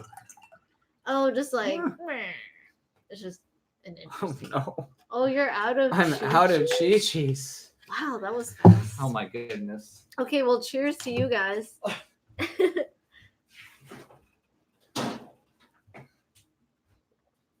This is delicious. It's I guess I'll just have to get another bottle. Yeah. Of Chi-Chi's. Oh wow. My God. It's a good thing I have a high tolerance. All right. You were sad, but so I thought you. Yes. Cheers and cheers. Cheers to the Sasquatch. No, we got more. We got We got enough to keep it flowing and going and talking about whatever you want. So I'm glad you guys are excited for wherever we go. Oh yeah, I mean, as I said, we're definitely going to be doing that. At this point, that's pretty much settled. We're going to do a range day. We're going to do a dinner. Cheers.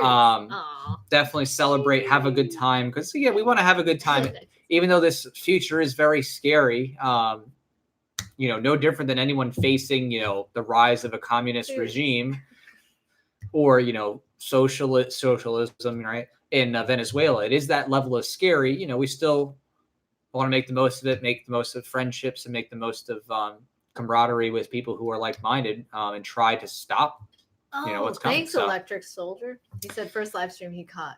You guys are awesome. Thank you. That's so sweet. Cheers to you. Yes, big cheers. Join the task force. Yeah. We're definitely gonna be doing some fun stuff with that, to say the least. Who knows what else? I mean, if anybody else has any good ideas in the midst of all this insanity. Right. Yeah. I mean, what can we do? I mean, there's a lot we can do, which we are going to do, but we're doing our best to love on our fellow citizens. We're human beings, and make friends and connect as much as possible, and try to change their minds and build coalitions and communities. Well, that's exactly what we want to do. Our whole goal here is we want to have more people that have great relationships with their friends and family. We want people who are self-sufficient, that they know how to take care of themselves. We want people who are confident in their abilities to, use self-defense. Who want to provide value. Right. We want people to be rich. We want the standards of living for everybody to go up. But we understand that doesn't happen through violence. It happens through peace and trade and people working together voluntarily. Creativity. Right. When think about it. When are you most creative? Is it when you didn't get any sleep and you're hungry? Right. Or do you work your best when all your basic needs are taken care of? You're comfortable. You're not wet. And that's what these socialist economies don't get. They don't get that to get to the point of wealth, you have to have freedom, and you have to have the ability to have sovereign ownership of their property. You can't have people whose home is going to be taken away for $8 of unpaid taxes, like that article you shared. A lot of some statists really recognize that, okay, we can't have total slavery, because then they'll just be like, oh, we're slaves. You got to make them think that they're not slaves. Right. And make them think, oh, I'm just paying, 50% taxes a year. It's okay, because they will force whoever my future employer is or current employer is to give me maternity leave for 3 years. Oh my gosh, that's happening. Yeah. But I'm just saying, like, oh my gosh, like, and they make you think that it's all benign, and they make you think that you're a willing participant. That's also a big lie of democracy specifically. It was like, okay, it's not monarchism because it's not ruled by a few. It's ruled by the people. They're still collectivizing, and it's even worse because they obfuscate who actually rules over you. Right. By saying the people instead of saying, oh, it's just the whatever 140, seats in the legislature. Right. Or even within like socialist, like true socialist paradigms where it's like, worker-owned co-ops and stuff like that. It's still a majoritarian vote. Every single one's like, oh, well, there's a majoritarian vote. It's like, okay, what if you don't like it? And then Ann Stocks will be like, well, you could leave. I'm like, okay, well, what happens when you keep leaving? Right. Well, eventually you become a solo entrepreneur. It just becomes ridiculous. Like hypocritical. And actually, thank you, Andrew, for your support. He says, how do those t-shirts fit, tight or loose? I'm not sure. These ones? Oh, if you're talking about these ones. This fits tight on me, but this is a unisex. Unisex. Extra small. Yeah. And I like it. I mean, You know, it could be pulled all the way down. The soft ones fit tighter. tight. Like the ones that are like premium quality tees fit tighter from LC. The ones that are like generic, the $15 ones are a little bit like regular loosey goosey, like guy shirt kind of things. Yeah. So for women, I definitely recommend the premium. Do you like this better? Oh, I like I like the fitted one better. Personally, I like how it feels. Like it just feels a lot more snug. Some might prefer loose. You know. Some like it loose. But there's options for anybody who wants, Thank you, Andrew. Okay. And thank you. Oh, I remember Lala Doodoo. Lala Doodoo. He's like Lala Doody incarnate. He says P.A. Luddy's book, Expedient Homemade Firearms. Ah, yes. Oh, Expedient Homemade Firearms. That's so cool. You're a fan of culture as well. So yes, P.A. Luddy's book, Expedient Homemade Firearms. Okay, whoever on the bookshelf next to Anarchist Cookbook. I bet you whoever goes with us to the range, we better have some rifle experts. I guarantee you that some of the people who are going to support and come to the actual like range day event are going to like whip out like the craziest things you could possibly imagine. Show and tell. Someone's probably going to show up in a tank. They're like, all right, guys, let's make this movie. I brought a tank. Probably with the way things are going. Oh, Lala Duty Incarnate. Thank you, Andrew Lancourt. Yes, indeed. The Sasquatch. Okay. Oh, he gave 10. Why did I write 5? I'm sorry. Why did you write 5? It's all good. We have more mags. We can fit it. Wait. Why? And I have more mags in case we run out of these mags. Modern Renaissance Man did 10. But yeah. But I wrote like lots of bullets in the bullet bin. That's funny. I put 15 for Beto and 5 for the Sasquatch, but they both gave 10. Oh, okay, well, that actually works out in the end, mathematically. It does, but... It does. Oops. But here we are. So. Oh, what's that? What's that over there? What's what? This? It's just a little vape. Little vape. Yeah, and right, like, oh my goodness, don't even get me started, right? Like vape juice, like that whole government, fiasco thing where they're like, oh my god, people dying from vape. And it was literally like black market cartridges made in China. They either had vitamin E acetate or I forgot the other chemical element name. It was like some hydroxide or something like that.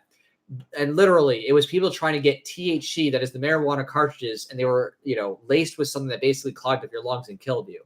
And again, this completely has to do with black market vapes. It's nothing to do with the legal for a while too, vapes market of THC vapes or regular vapes. Literally, nobody's dying. Like by and large, nobody's dying unless someone like does a mod to their vape thing and they don't know what they're doing and it blows up or something. Like literally, nobody's dying. Because it's generically, safe. That is, it's not going to immediately kill you. Yeah, sure, it's not the best thing in terms of your lungs. Anything you breathe as particles is not great for potential cancer, but way safer than cigarettes in terms of, the toxic elements, the tar and stuff like that, that actually could develop, cancer. And many people have been able to get off of cigarettes who have been addicted. I mean, it's just crazy that these governors in many states are like, oh, let's just ban, nicotine vapes, like flavored stuff. It's like anyone $1? Finish the mag. We're at 29. Ah, we need $1. Okay, just one. Only one. Just $1. $1.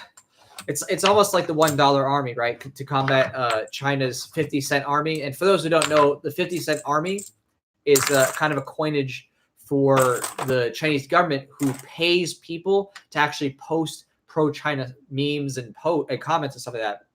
So like a lot of people in Hong Kong were protesting. Very shaming. Oh yeah, very shaming. 1,000 years of shame on the family. Oh. How dare you separate Mother China from her daughter, Hong Kong. Exactly. And I'm like, who's my mom? Last I checked, she lives with me over here in Hong Kong. I mean, if I was in Hong Kong. But I know. That's nuts. It is nuts. I'm like, you ain't my mom. Oh my goodness. Winnie the Pooh. Make it uneven. Look at what he's doing. Look what he's got to do. Someone with OCD has got to fix this. Someone has OCD out there. I have OCD. I know there's someone watching this with OCD. You don't want to leave it uneven. Fill a whole mag. Don't leave it at, because what was it? Was one left? So there's 4. So 26 now to fill the other mag. Okay, then you added another one. Oh my goodness. Okay, but yes, thank you so much, because this definitely is all right, going Andrew, to, this is for you. It is not for lack of strength. It is for lack of angle. The coolest mag. That is pretty cool. Web Rap 94. We have Beto, the Sasquatch, Andrew Lancourt, right, and Lala Duty. And let's not forget the historical who started us off. Dojo, right? Thank Dojo's you. in there. We have Suave Ocean. Thank you. And Suave Ocean. Oh wait, no, is it Sway? Oh, sorry, Sway, not Suave. I think it's a Suave name. All right, ready? Yes. Sasquatch says he's tapped for that. Yeah, Sasquatch. I mean, seriously, you've done more than enough. You're amazing. Thank you. Please.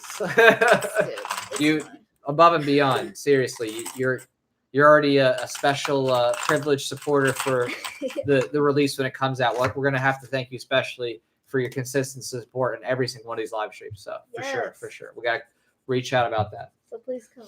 Yes, we'll definitely be reaching out about that. But in the meantime, yeah, we'll probably maybe Sasquatch here will be added in for the special range day thing. We're gonna probably do a comp for him because he again, and also Beto, yep. right. So again, people who have been consistently supporting each time. Thank you so much. Seriously, you both have done really amazing work here with us. So thank you. So what do we don't we have like 4 extra bullets? Because you said to make it uneven. So thanks for making it uneven, I guess. Thanks, Andrew. So prepping is important. It is. Life straws, definitely good to get. You would prep anyway because like even if it wasn't like the threat of communist Chinese government or American Chinese socialist state or whatever, like even if it wasn't that, there's a chance that somebody may target you and want to take whatever you have for whatever reason. It's not a bad idea to just prep. Or there's a hurricane or a tornado, or if you're in California, fires, woo! Yeah, that the state with your high taxes and gun bans, you can get fires for free. Right.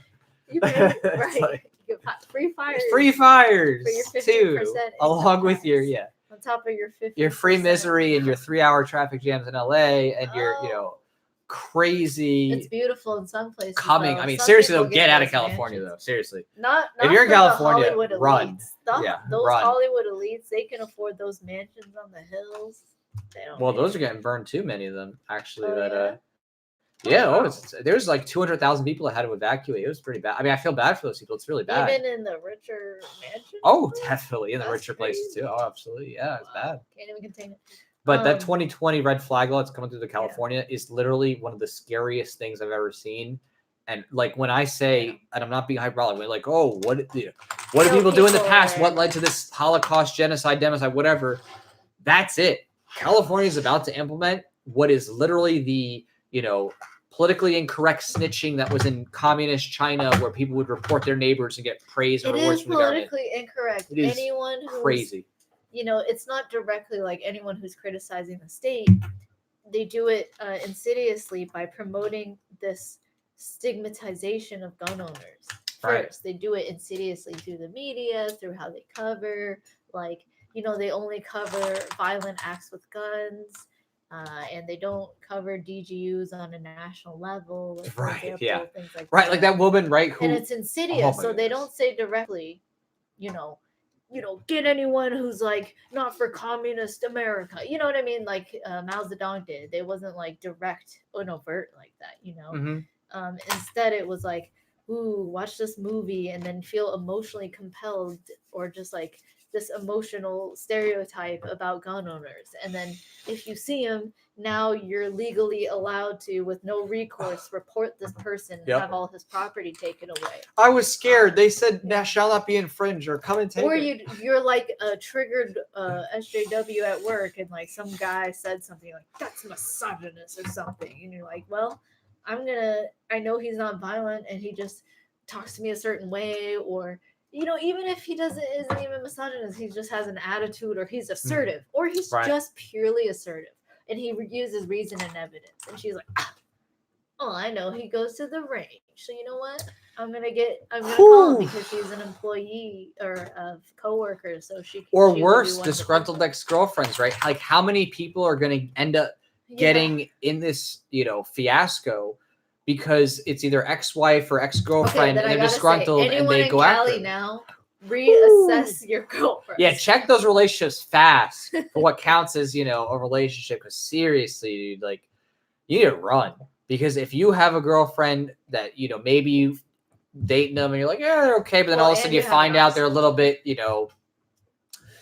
could say status welfareist, gun grabbing. You got to get out of there. That's crazy. You're just setting yourself up to get robbed.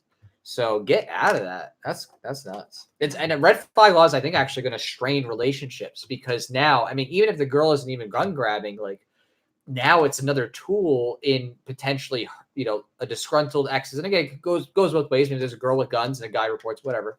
It can go both ways. So they're going to use this as a tool to get back at them, or divorce attorneys are going to use it as a tool to get negotiations. So many ways. There's so many ways than we can even think of because you're just opening it up. It's not principled. It's not based on evidence of an actual crime with the victim. It's not. It's just, ooh, I felt scared. It felt scared. Whatever. It's just gonna be. And as Jason says, never date any anti-gun women. You gotta believe that. Yeah. Don't touch that with a 10-foot pole. Gross. Ain't worth it, dude. If you, it doesn't matter what it is, everything, the pussy's good or whatever, it doesn't matter. Riding you like a bull, she gonna send you straight to jail. It ain't worth it. Your guns are way more important than that quick puss. That's for sure. That quick puss. It ain't worth it. It is not worth it. But Jack, what if I'm desperate? Oh my goodness. I don't think we have to worry about that. But in any case, the point. With the internet nowadays, yeah. Really, rub it out. Don't even bother. Don't be tempted. I'm saying dating on the internet. Oh. Okay, now. Oh, I thought you were saying just rub one out. Don't give in to just because you see some hot girl, whatever. Okay, if she's anti-gun, don't even bother. It was a double entendre. Right. You're better off. You're way better off just letting the release happen than releasing your guns on a red flag. And also on the internet, some people ask me, oh, do you have any dating advice?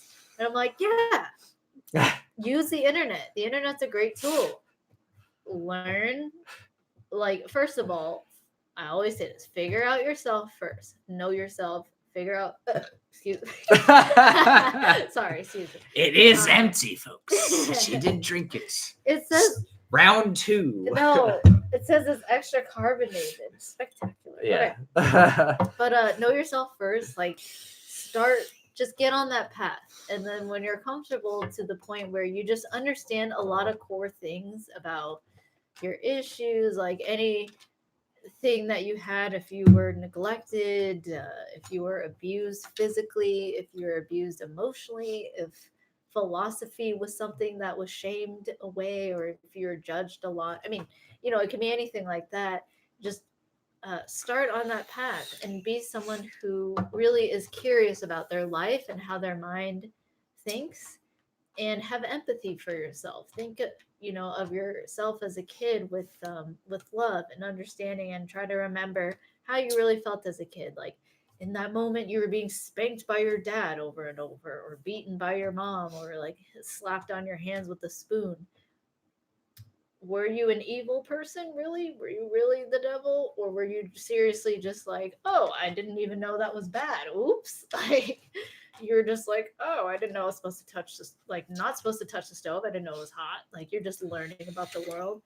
So I want people to be in that mindset first, because then once you're there, once you're there, it's hard to say what does that mean, but it's just more when you're on that path of being curious and open about yourself and wanting to understand yourself and have empathy behind your actions, and not judge yourself and label yourself oh, I'm just a stupid idiot and that's just me, or I'm just an angry buffoon, or whatever. It's no, that's not accurate to reality.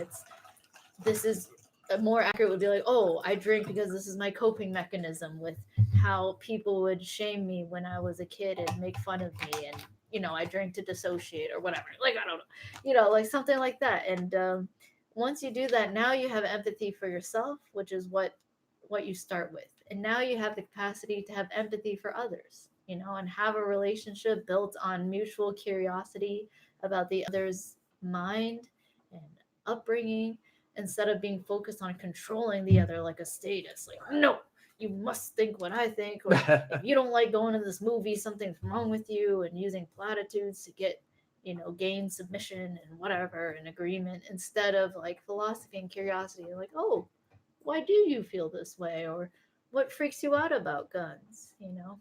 Right. When I started learning about guns, I wasn't like, yeah, like I never shot a gun my whole life until I was,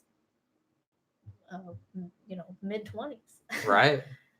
Like, geez, like, and I was scared. I was so scared. I was like, ooh, like shooting a 22 Walther was scary. I was like, no. I was like, I'm so scared. And I was like, what do? I put the mag in? And they're like these baby ammos. And now I'm shooting these a little bit, like, this is a 22 up here. Same diameter. Like, big explosion. But much bigger explosion. It's longer and girthier. 223. Well then. Andrew Lagcore says, I like your ANCAP story. Thank you, Andrew. I became libertarian through Western movies and growing up in Belgium. Wow. Sound off what made you libertarian. Oh, that's awesome. Thanks, Andrew. I'll let you pick who wants to go first on the libertarian story, because I'll happily tell mine. Okay, well, yours. Andrew's awesome. Oops, I'll use the same color for you. Ooh. Yes, so that's another 5. Right. Thank you, Andrew. You go first. Yours is. I'll go first. Okay. Well, okay. So what maybe libertarian is a pretty specific story. So anybody who's heard it before in any of my interviews may already be familiar. But sorry. Good luck. It's been 2 hours. Thank you so much. I'm like leaving. No, I'll be right back. Don't worry. I'll tell a story. You come back and tell your story. All right. So my story specifically was that when I was in undergrad at a major university, I was in a history class, and we were studying the case of Buck v. Bell.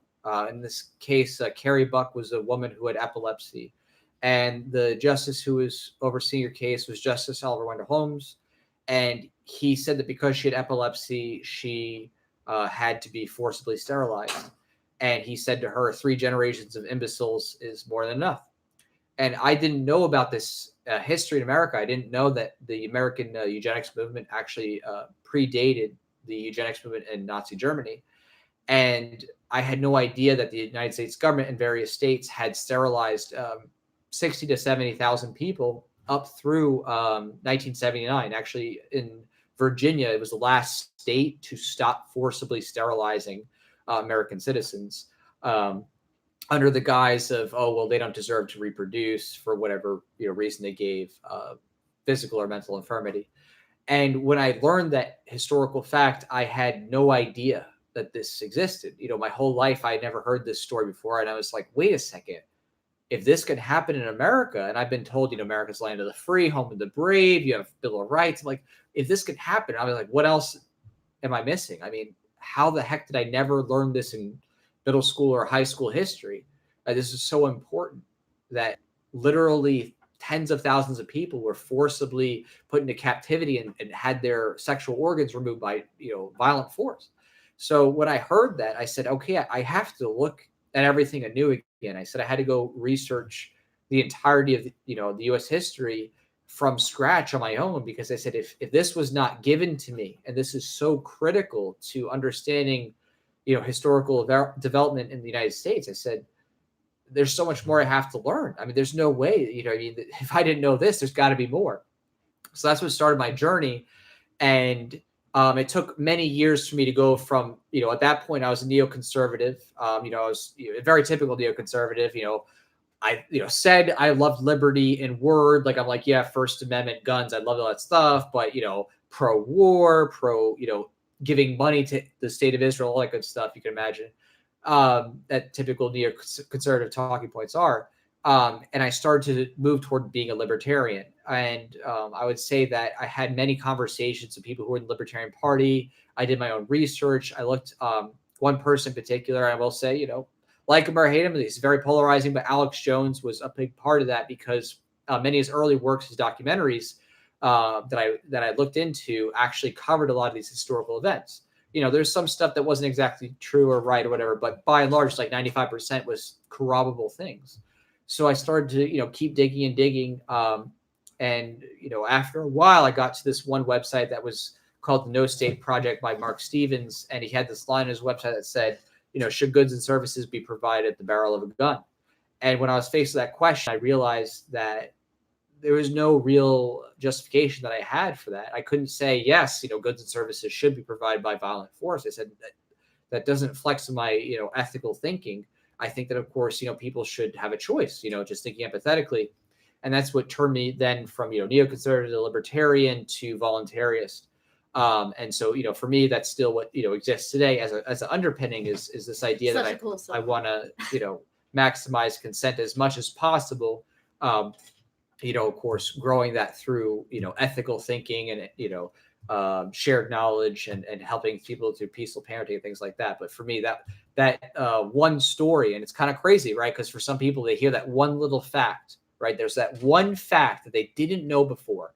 And because they heard that fact, it starts a whole rabbit trail because they're like, wait, what? That actually happened? Why didn't anybody tell me, right? Why didn't anybody tell me about this historical fact? Or why didn't people tell me that the government did this or has this power? It's so jolting that you're like, wait, what? That people actually said that was okay? So that was my journey. And that's why I often work from that. I try to develop projects and things. Means, you've seen everything from Anarchy Ball to Honest T-shirt to Voluntarist to a bunch of other stuff, projects I've helped or worked on.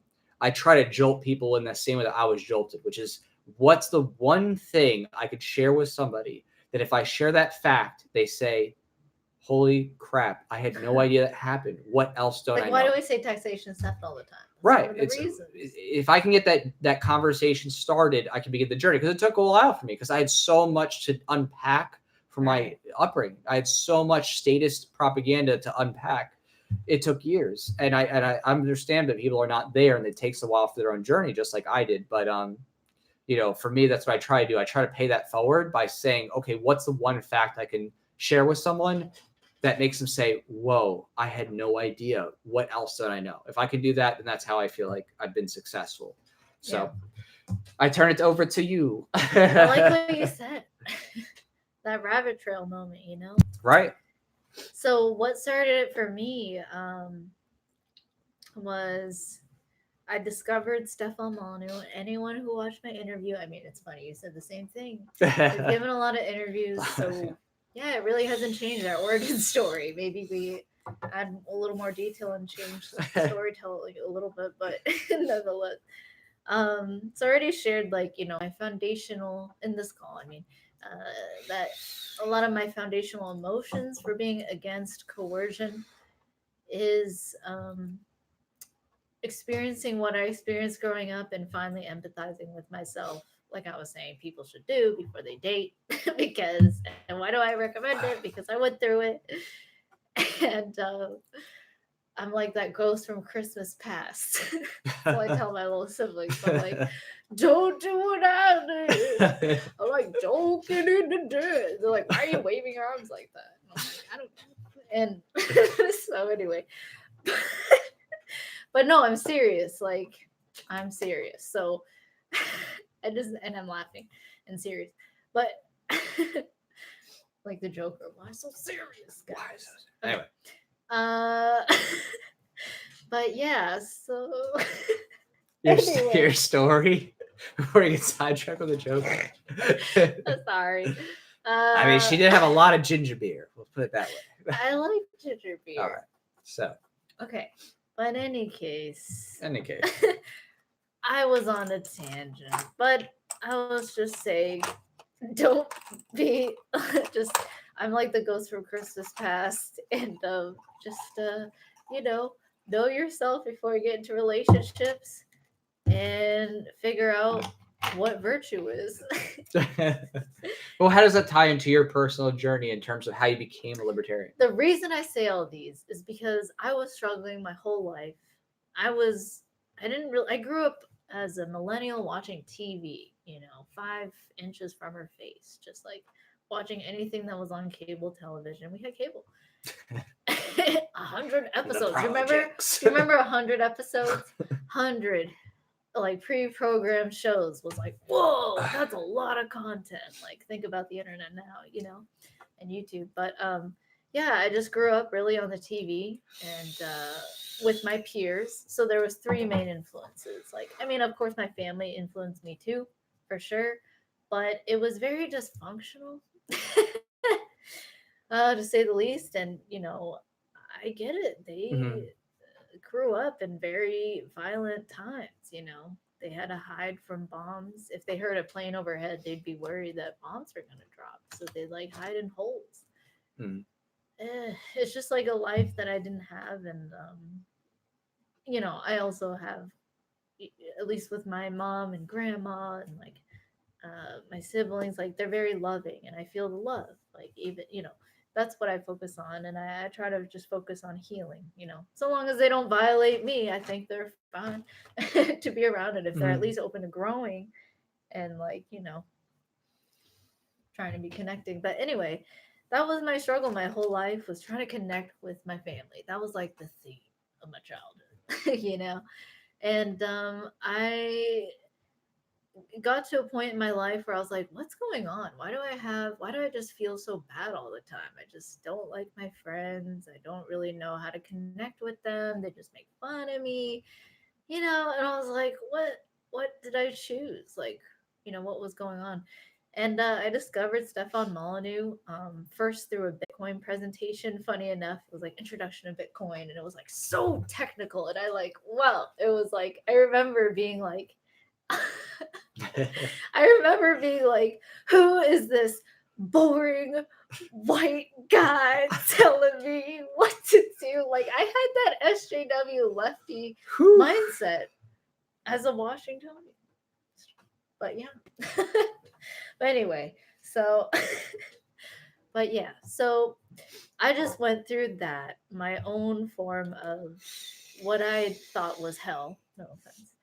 Uh, just like a rough start, and just trying to understand it all, being told like when I have rational like or logical thoughts that I'm doing something bad, like, oh, respect your elders, that was a common thing, just like, hey, don't talk back. Like, there would just be rules that were just so arbitrary, and I'm like, what? That doesn't make sense. There would also be traditions. So that was a big thing that I grew up trying to just figure out what was going on. And when I discovered Stefan Molyneux, I was thrust into this world of things that I never heard before. And I heard taxation was theft, and that the government is based on coercion. It's a monopoly on force in a geographical area. And that's really what it is. And it's not true private property rights, because the acquisition was done through violence, not through voluntary trade or original appropriation. You just know. Definitely. I mean, Benjamin Franklin was like selling huge 40,000 acre lots to, nobles back in England just by fiat. I agree. I mean, that's what was happening. Wow. Yeah. Ben. Oh, Ben Franklin. But yeah. So I just discovered that, and I first had to just empathize with myself and just like realize things that I went through. I had built up so many narratives for what horrible behavior was going on, or like any contradictions that was starting to analyze, and yeah, and eventually when I heard those things about just those simple things, taxation, theft, and the government is a monopoly on violence, and they violate the rules that they tell people they shouldn't do, like do not kill, thou shalt not kill, thou shalt not steal. Like, they kidnap people, they steal from them, they extort money from them, they send people off to die. There was conscription, eminent domain. Like, there's so many things. Yeah. Civil asset forfeiture. They just spy on you and they lie to you, and they're like, we're not spying on you. Like James Clapper. Oh, yeah, I have no idea what's going on. And then Edward Snowden. No. And then like later, they don't even like do anything to him. They're like, oh, well, he lied before Congress about spying, but okay. Isn't that called see you later. treason? That's a good joke. Isn't that called treason? I don't know if I'd call it treason, but it would be considered a again, a constitutional crime. Not that like I care about constitutional crimes. The point is they don't follow their own rules. They don't follow their own rules, right. And when I learned that, I was like, oh God, I don't want to advocate for the welfare state anymore, which I did. I was like, I don't want to justify anything. And I immediately became an anarchist. And I'm like, no, I cannot be a statist. No way. I'm an anarchist. That's it. And then it just started off this beautiful journey of trying to imagine a world without violence. And who to build the roads, okay?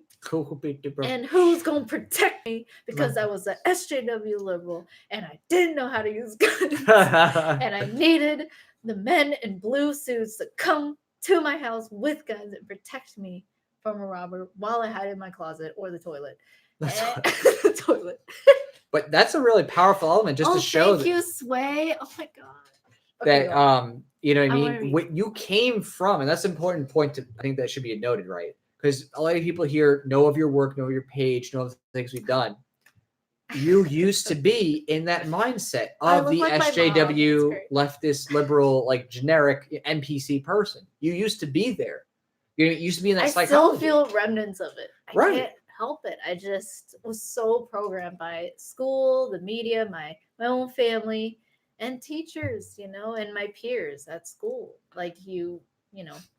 But the point is to say that it shows that people who are in those mindsets, again, it's not like they're irredeemable.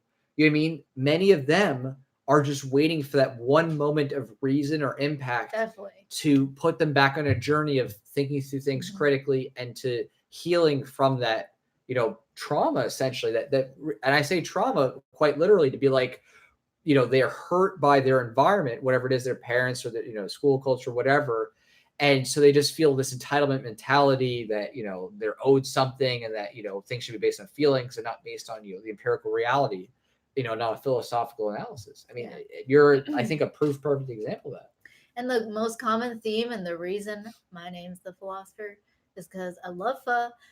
That's the thing that I connected with my family on was delicious food, especially pho. That was like my thing. Everyone gave me their leftovers, and I was like, arigato, I eat this. And I ate it all. And, okay. But in any case, and I also, the other theme of my childhood was like, philosophy is not important. Just feel whatever. Let's just agree to disagree. Yes. Oh God, I hated that line. Like, did you hear that? Yeah. Oh, let's just agree to disagree. And it's like, wait, I was making a really good point though. If you would just respond, it would be a very engaging conversation. Right. But yeah, but you know, it was usually just judgments and labels, and I eventually just realized and was able to label it myself, that behavior, and be like, oh wait, they're just like, that's very judgmental and it's not vulnerable.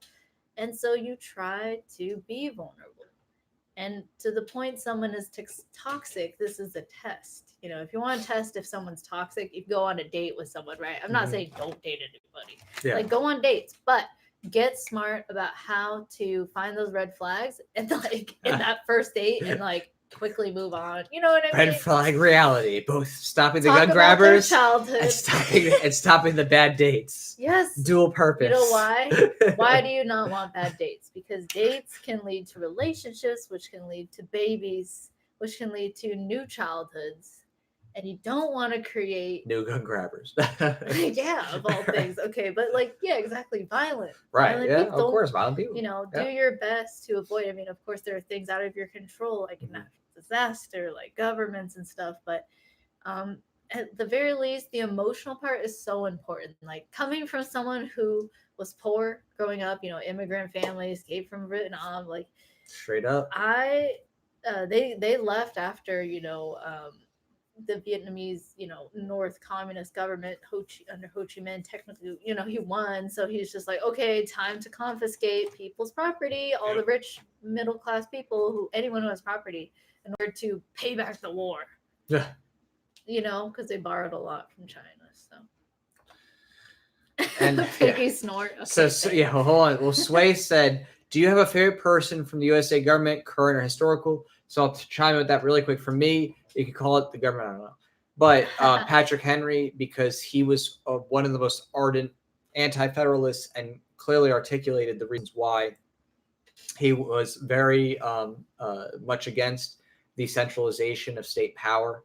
And he clearly, was against, the violence that was to come under that, federalization. So to me, Patrick Henry was through and through a libertarian. He sadly is not covered enough, in my opinion, in many of the historical textbooks. Why would they cover that? Yeah, they wouldn't cover the fact. By the way, there's a guy who said, "Give me liberty or give me death." Yeah. Holy crap!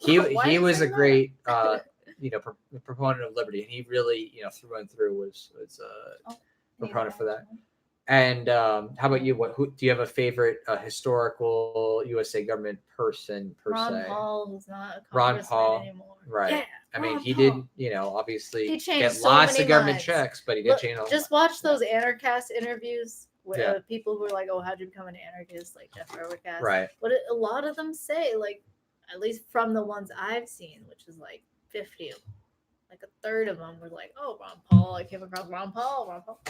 It's true. Ron Paul which was is incredible. The closest thing to a statesman, like true. And why? Because he stated the truth courageously, and I really look up to Ron Paul, and I see him as a hero, and I do love tuning in to the Liberty Report. The Liberty Report. I listen. That's just a theory, a liberty theory. Oh my god! For those who watch film theory, anyway. Oh, thanks, Modern Renaissance man. Okay, I need to fill up some mags. So he says, "Let's ask Fo to give us another piggy snort." Did you give a piggy snort before? I don't know what you're talking. I didn't hear it, but I guess he did. I don't know. I did. I raffed. You raffed. You raffed the rafts. So, all right, we're gonna round up for Sway Ocean to 20, and then Modern Renaissance got that $2. That's 22 right there. So that's 22 rounds of that 223. Actually, we've mixed 223 and 556. Yeah. If you look really carefully, can you guess which one's a 223 and which one's a 556? Ooh. How about that, YouTube? Which one's a 223? Which one's a 556? Can you guess? Honestly, it's very hard to tell until you put them exactly next to each other because one is just a little bit shorter than the other. Just a teeny bit. Yeah. Just a teeny bit. This one's the 223. Right, the one that's the full, I guess you could say brassy looking guy. The other one that has like a little bit of fade at the top, the Winchester, that's the 556. Thank you. I was gonna you put it flat, let me see. You can see it's like very marginally. The 556 is just barely taller. It's just the tiniest little bit taller. It's got a little bit more than oomph in that powder explosion. Wait, what did that? Next, we're gonna have to get some FNs. I know. The FN 5 P90. Maybe we'll have to load that. I'm looking at that. We really need some drum mags too. That's on the list. Oh, I don't know. Probably actually more importantly is sorry, bad tip. In the near future, an STI and a Daniel Defense. Those would be. But in any case, yeah. Well, even more than that, we got to make these projects to try to stop the gun grabbers. Because what good is having all these wonderful toys? Oh, if the government's just going to take them. No, I disagree. Well, they're not just toys. They're also prep. They are prep as well, but it's if these nut jobs are going to come and try to murder us. I'm small, but I intend to be as useful as possible. Yeah. Anyway, I just want to live in a free society. Here's another person. We're talking about heroes to Sway. What's that? Sway says he owes us 2 cents, but he's not paying. It's all good. He's so funny. We're not the IRS. We're not going to force a lien on you over 2 cents Sway's and foreclose the home. Yeah. I like Sway's questions. What was it? Oh, about favorite person. Oh, I have someone running that I'm like, I want to see him run. Who? Jacob Hornberger. Jacob Hornberger, yeah, he was on the Tom Wood show talking about it. I want to watch it. On Liberty. He's so principled. He talked about the CIA. It's a shame because he's not gonna win, but he can change minds. He can change minds. Look what Ron Paul did. So. He inspired so many people who are activists now. Yeah. Carrie Wedler, I believe, was one of them. Yeah. Carrie Wedler, definitely. Liberty Doll, I'm pretty sure, like these are just women who just like woke up. They're just like, oh, what? I've never heard of somebody say it like that. Yeah. Yeah. So here we are. Yeah. So let's talk about them 223s. And actually, when we were at the store here today, it was the 223.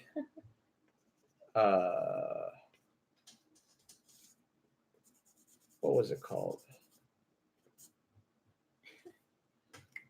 What's that barrel called? There's a certain barrel. No, it's not the Wyndham, is it? I forgot. Someone hook me up. What's the 223 Weil? I think it's the Weil barrel. Okay. How many mags do we have? That. All right, 1, 2, 3, 4. Wild barrel. So right, like if you have the 223 Wild barrel, it's supposed to make it so that you can shoot 5.56 and 223, but a little bit more accuracy. So yeah, there was an AR-15 we were looking at actually that had the Wild barrel that that WYLDE barrel helps to give you a little bit more accuracy whether you shoot 223 or 5.56. Has anyone shot the FNP90? Because any FNP90 shooters here, and whether it's full auto or semi, doesn't matter, I guess. I held it today. Yeah. And I was like, I really enjoyed how it felt. It was so smooth around the handles. It, already had a nice grip. I've always wanted to shoot a P90 ever since I played, the James Bond game. Yeah. I've always wanted to shoot it, and after holding it today, I was like, okay, maybe I could shoot this. Would be interesting. Yeah. Okay, there it is. So Lala Doodle Incarnate, the 223 Wild. Yeah. 223 Wild. Yeah. So we held a nice AR today. It was, well, I mean, because it wasn't actually like a brace stock on it. It was something weird. I don't even know what that was. It was like what was going on with it was like both stock? A pistol brace. I don't even know. It was weird. It was like both. It was like a hollowed out shoulder. But it was cool because I was like, okay, it was very lightweight. It was a PWS, was it? It was something I never heard of before. I never heard of that particular manufacturer. Yeah, I gotta look this up now. PWS. Oh, look how much easier it is. Yeah, it was. Okay. So primary weapon systems AR. So yeah, so apparently they had a Wild version with a Wild barrel, and we were, looking at that today. It was interesting. I don't know if anybody's ever shot with a PWS Wild, but if you have, chime in because I'm curious, anybody's experience with the PWS Wild. It looked cool. It was very lightweight. It seemed to have some nice features to it. But Modern Renaissance Man, Jack Sway, Chewy, Shine, Jason, Landlude, Electric. I'm off to bed. Love you guys. All right. Good night, Modern Renaissance Man. Good night. Probably have to go to bed near enough soon enough. So, but like bro fist. That's awesome. Bye. So Lala Doodle Incarnate says the P90 is a civilian version. It has expensive ammo, with the 5.8, and that's true. That's what we heard as well. I mean, it is I don't know what expensive is though. What's expensive? Could someone tell me what expensive ammo is? Because I'm not exactly sure what expensive. Oh, like what would like it be compared to what? Right? I'm like, because like okay, compared to what? Because like what, 45 cents? No, way cheaper. Because like for example, right, like 9mm we can get in the 16 to 18 cents a round range typically. You know what I mean? So it's like okay, and then you have 22 LR, 223. I don't know what. It's not a lot. Whatever it is, it's like I don't know, 30 cents a round, 29 cents a round for 223. So what does it mean? So yeah, I mean, I don't know. I don't know what the expenses are. I haven't looked into it because obviously I don't usually use that kind of ammo. The thing that got me, I was like, okay, I would at least try it. And the person who was helping us, what do they call him? The gun store salesperson. Oh, he's just a sales associate. Yeah. No, okay. But he was like, I don't really like this gun, but he was like enthusing about how it's so comfortable. There's no recoil. It feels like a toy. He's like I didn't like it, but there was no recoil. I had a crazy grouping. It was easy to shoot. Oh wait, that makes me want to try it. Okay. Yeah, And he's like, oh, I have one in full auto. And he's like, and it's like butter, and I had tight groupings, and it didn't feel any recoil. I was like, I want to try it. So it's really funny.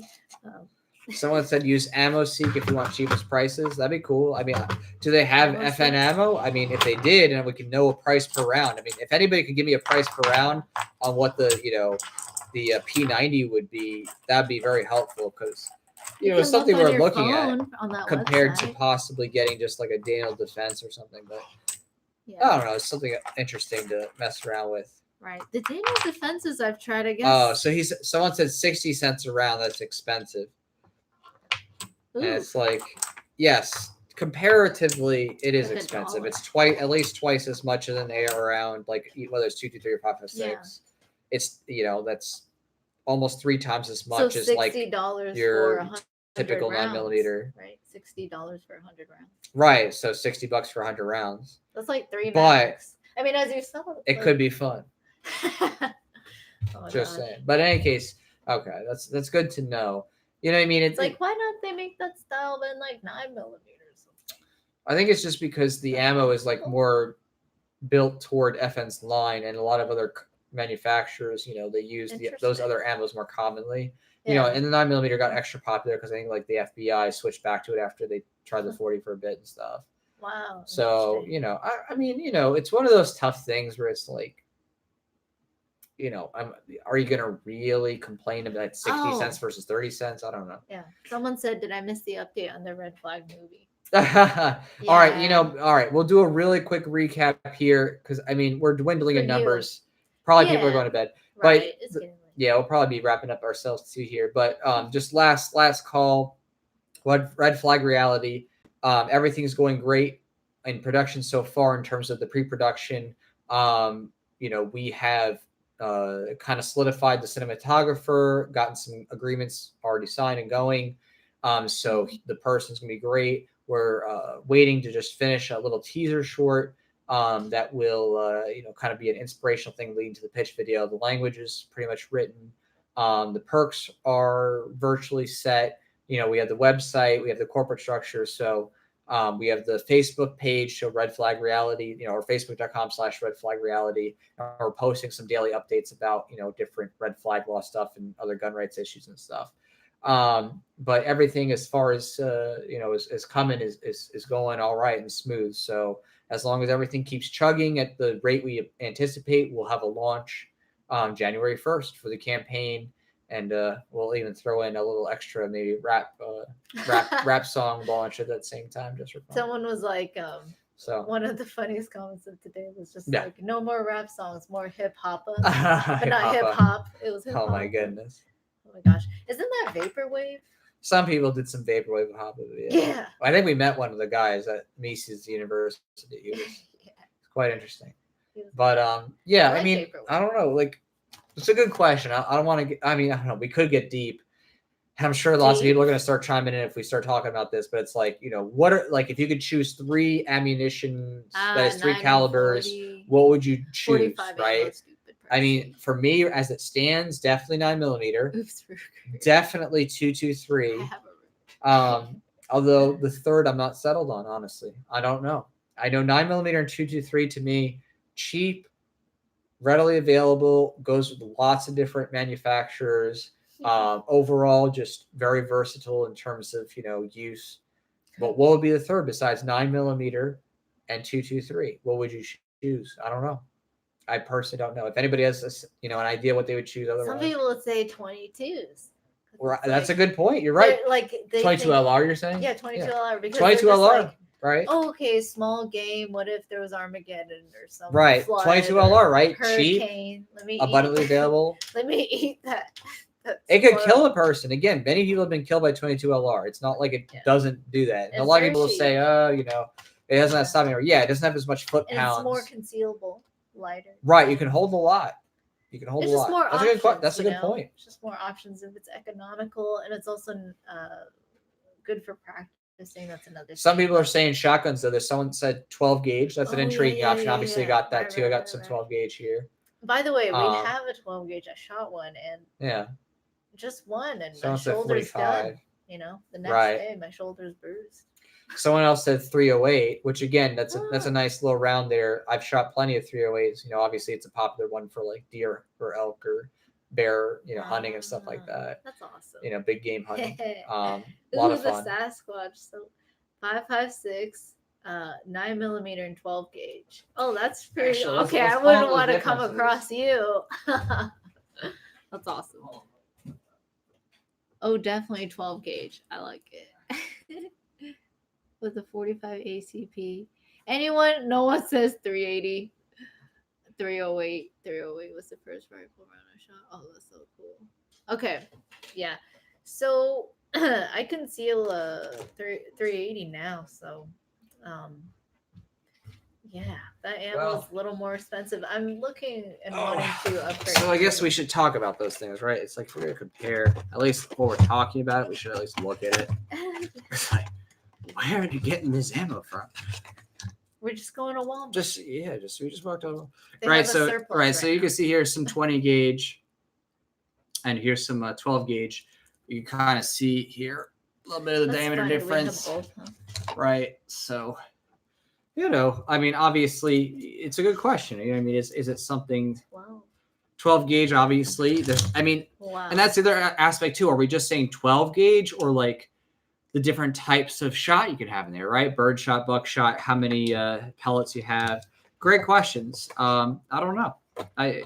The 22, your argument there was actually pretty convincing to me, honestly, because if you think about it, although, you know. Oh, let's hold it. Yeah, right? Look at so like, here's some 22 this LR. Baby ammo. Right? Yeah, there's some baby ammo. It makes a little like you know what I mean? Rocks. It's cheap. You can carry that all day. You could kill small game with it. You could use it for self-defense. Again, some people will complain, but it works. You know what I mean? Paul Harrell it will go through. Video on it talking about Paul Harrell's video on that's pretty good. Yeah. Yeah, the 22, and he's like, okay, let's do this test where I'm shooting like watermelon and a meat with ribs. And he was just like, ribs. It goes through. Yeah. To just say like it's just like you're not even gonna feel it. It's like no, you could actually be killed by that. Tons of people have been killed by 22 LRs. I mean, all day, every day. I mean, it's no joke. Okay, so that's a 22. And this is the 2.2. What, should I get some other ammo? Yeah, this is the 2.2. All right. You're kidding. So yeah, you can see how the tip of the 2.23 is the same like as the 22 LR, but it just has a lot more gunpowder, right? Gunpowder. Nice. I got the KSG 12 14 round 2.5 inch slugs. Oh, that's awesome. Yeah, so one of the things that I've liked going into the gun culture and trying to immerse myself in the world is all the different like measurements. It's so cool and mechanical. Like you learn about grains, you learn about explosions, velocity. Like you think about all that, it's so scientific, and I love it. It's really fun as just a hobby. Yeah, so I really hate the stigma against gun owners. I always say that, but I really do because it's so dumb. It's like we're just over here trying to live peacefully and enjoy this really cool invention that also helps fight for freedom. If you look at my shirt. So here, I got some 9mm. 9mm. All right, so this is right. So you got some solid bullets there for target ammo, and then you got some hollow point. This federal, right? So it's that blue. Okay, there, and then there you kind of see. And then you have different kinds of 380, right? 380 ammo, right? So these are a little bit different here, different kinds of hollow points. And then, of course, what are these? So federal buckshots instead of bird shots. I hear about the good gun owners here and there. So the DGUs. Some of the local news stations will cover the DGUs. So what else we got here? I don't even know. Cool. Oh, okay. Yeah. So right, some more just general buckshot. Oh, is that the? So this is a Super X. Oh, so this is a little different. These ones are 9 pellets. What are these ones? Wow. It's a little. So these heavier. are 15 pellets Federal, 9 pellet Winchester. This. I mean, there's different things you can use. It depends heavier. on what you need. Look, and it's a little bigger. Look at that. It's a little bigger too. Yeah. Oh my god! What? What is this? That's a 15 pellet Federal right there. Oh god! That's gonna give whatever you put on the end of that a bad time. I didn't even know we had these. Oh, we got all kinds of things here. Oh. We got all kinds of things. Careful ding dong, now. ding ding here.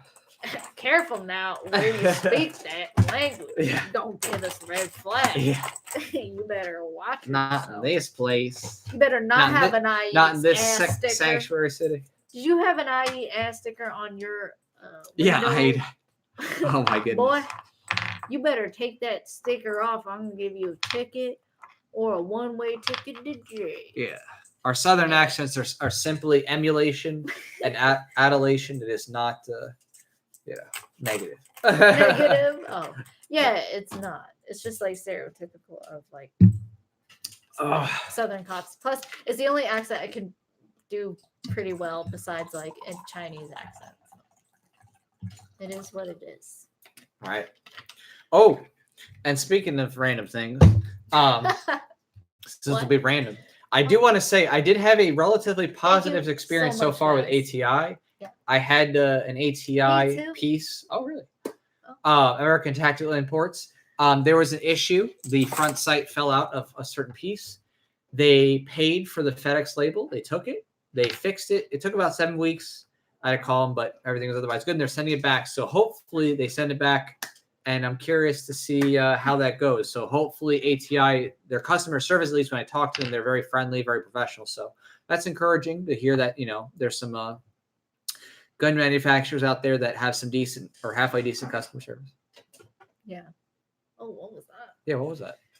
Can I take a picture? Did you hear something? No. Oh, yeah, it was ice. Oh, okay.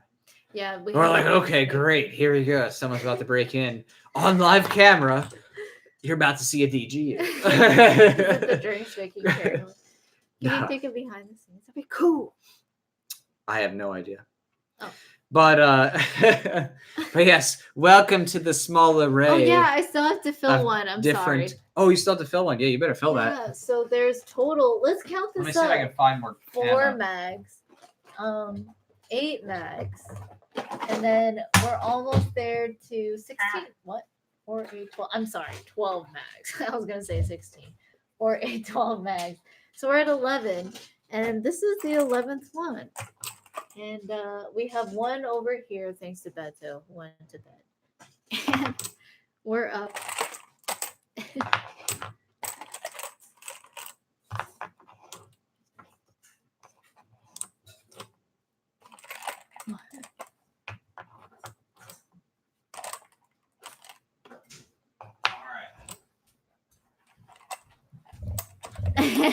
Someone said you do a pretty good Pacific Northwest accent there, Pha. You all want to see some old ass ammo? Never drink with flays while running. Let's see what's in here. I'm glad you like my accent. I was trying to do Southerner. You think it was Pacific Northwest? Okay, I'm feeling way too many bullets. How about some really old gold? Oh. Gold dot. Do they even work? Hollow point 40. Oh, 40. There we go. So here's some 40 right here. So you can put that on the right. Oh my god. Look at that shit. What did you think, my cool? Oh wait, no. It's Article 17. Article 17. Ooh, that's it. So that's a 40. Wow. Point. Yeah, that's a 40 right there. Man, that's just incredible. It's such a great equalizer. I mean, look at me.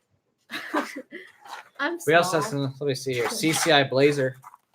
Oh my god. Whoa. What are those? So these are 40. FMJ.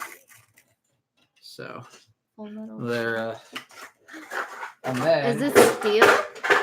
Are these both steel though? The casings it might be actually. Yeah, and then I got some Super X center fires, some really old 40 Winchesters here. Oh my god. Look at that classic. Cool. But you haven't seen that since the 90s. Or I don't know. When are these made? I don't even know. Is there a date on this? Oh my This gosh. is some old stuff. I would, in any case, I would not want to be hit by this. That looks horrible. Well, so those are your different kinds. I mean, there's more. There's a lot there's more. If you look up a chart, you will see, Doctor. You will see that there's so many different variations of ammo. It's pretty incredible. Yeah, there's quite a few here. I don't have any 30-06 I didn't even know we had all these. I didn't even know I had all these. No, I'm just kidding. We definitely could use some 30-06 stuff and some 308s, I guess, because that's missing from this. Okay, yeah, this is 308. But we got a little bit. 40s. A lot of people 40s. Yeah, 45. I don't use 45, so. But okay. Oh man. So in other news that's random. Well, I really enjoy learning how to field strip a 1911 style rifle. So, and I've field stripped 3 different ones now. The ATI 1911. I always forget the name, but it's a ATI 1911. Wait, you field strip an ATI 1911? Wait. What do you mean a Browning? I did the Browning. I did yours too, the ATI. Oh, that's a Rock Island. Oh. Indeed. I'm sorry. But yeah, I did that too, and it was like really big. Yeah, no, that's a. Then the Browning, and then the little Kimber, and it was like we got Kimber, Browning, Ruger. It helped me understand the 1911 body style. Like, right. Okay, I got it. I get it. ATI. Take out the slide block. All right, I got this. That's pretty nice. It's fun. And then the barrel bushing thing. And the tension. Yeah. Yeah. Anywho. Oh, someone said 47 government. Okay, 47 government right there. Oh, okay. I'm triggered. Yeah. I'm triggered. 70 governments are rare. Good ones, at least. Yeah. I don't know. Yeah, I don't know if I've shot a 70 government. Honestly, I've never shot a 70 government. So yeah. So I really enjoy learning how to field trip, and it just feels so nice being able to learn how to, well, just at the very least field strip it. And I want to learn how to do a full disassembly next. There's a lot more parts. Depending on which one, yeah. But I want to learn how to maintain it, and it's so cool. It's like I want to relish this craft of being able to defend myself. I love it. All right, so is this one you have to load? And with that, you better load this last, at least one. And then there's one. Oh, there's one more? Yeah. Oh no, I think that's it. Is that it? How many have I loaded? Oh my goodness, I have to count. You have to count. All right, so let's count here. All right, so that's 1 mag, 2 mag, 3 mag, 4 mag, 5 mag, 6 mag, 7 mag. No one can see. 8 mag. Not even YouTube. 9 mag. Oh, whoops. 10 mag. 11 mag. Oh, so is this a 12th mag? Yeah, so I was filling it anyway. Do I have more? I think I do. I mean, we can fill more, but honestly, all right, guys. I don't know how much more it can take. You just drank. It's been 2 hours and 50 minutes. You just drank the whole thing, so. I did, but now I feel okay. Someone says, do you guys fire large caliber smooth bore too? Oh, smooth bore. I don't think I have. A shotgun? I've shot a 12 gauge. And a 20 gauge. Oh, yeah. You shot 12 and 20. Woo! Both of them were like, whoa. Gosh, that's some kickback. But I learned. I think I'm ready to learn, how to stand better with the rifle. Because I was leaning back, so I'm trying to learn how to lean into it. So anyway, I'm just really enjoying practicing and getting used to it, and being like that picture that I saw of it was like a painting of a woman from the American Revolutionary War, and she was dressed like a colonial, or just like whatever, like the old clothing, whatever, the rest. And she had a shotgun. It was more like a hunting rifle. Yeah. And it was like, wow, that is a really powerful picture. All right, this is the last one. Yes. All right. And someone asks, "Do you have any do revolvers?" I'm like, I'm not a revolver guy. No. Okay. I mean, sure, revolvers are very reliable, of course. Like in terms of like, if you really want to be sure it's going to fire, revolvers are probably one of the best ways to go. Yeah. You know, but I can't. I'm an auto loader kind of guy. I like having a lot more. You like the mags? Bullets. Yeah. All right, use all your power. Okay. All right, this is it. You got this. I don't know why. Use all your last. Oh, my strength went away. Oh. Oh no! Oh wait, is there one left, or did you overcount? No. Oh, you got it. Are you sure? I'm not sure. No, that's full. You filled this one. Full? You're one over. You're one over. Whoa! And then with that, we have filled many a mag tonight. Yeah, thank you all for specifically Dojo, who started off. Yeah, let's go through. Beto came in clutch. Thank you, Beto. With 20. And the Sasquatch. 90.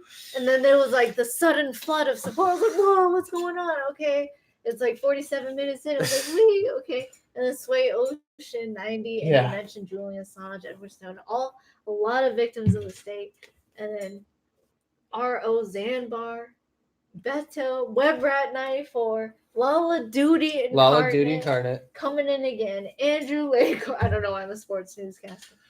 Andrew Lane Corrigan, Beto, and then he left. So thank you guys so much. Thank you so much for joining us. Thanks for supporting the project. And again, I think the next one that we update with, there's going to probably be a video to that if you haven't already seen because it gets posted, but we'll promote that video teaser, and then maybe talk a bit more about what's about to happen. Specifically, maybe mention the cinematographer.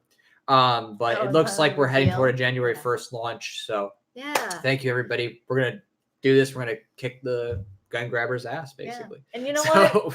Thanksgiving we're throwing it right back at him. Yeah. And Christmas. And then we'll kick off a new year, you know. And we got a scary election coming up. And then whatever. And but you know, I hope you guys have good times with your family, your loved ones. Give thanks to whatever good is going on in your life and what you're striving to do, and the fact that you're here. You're cheerful.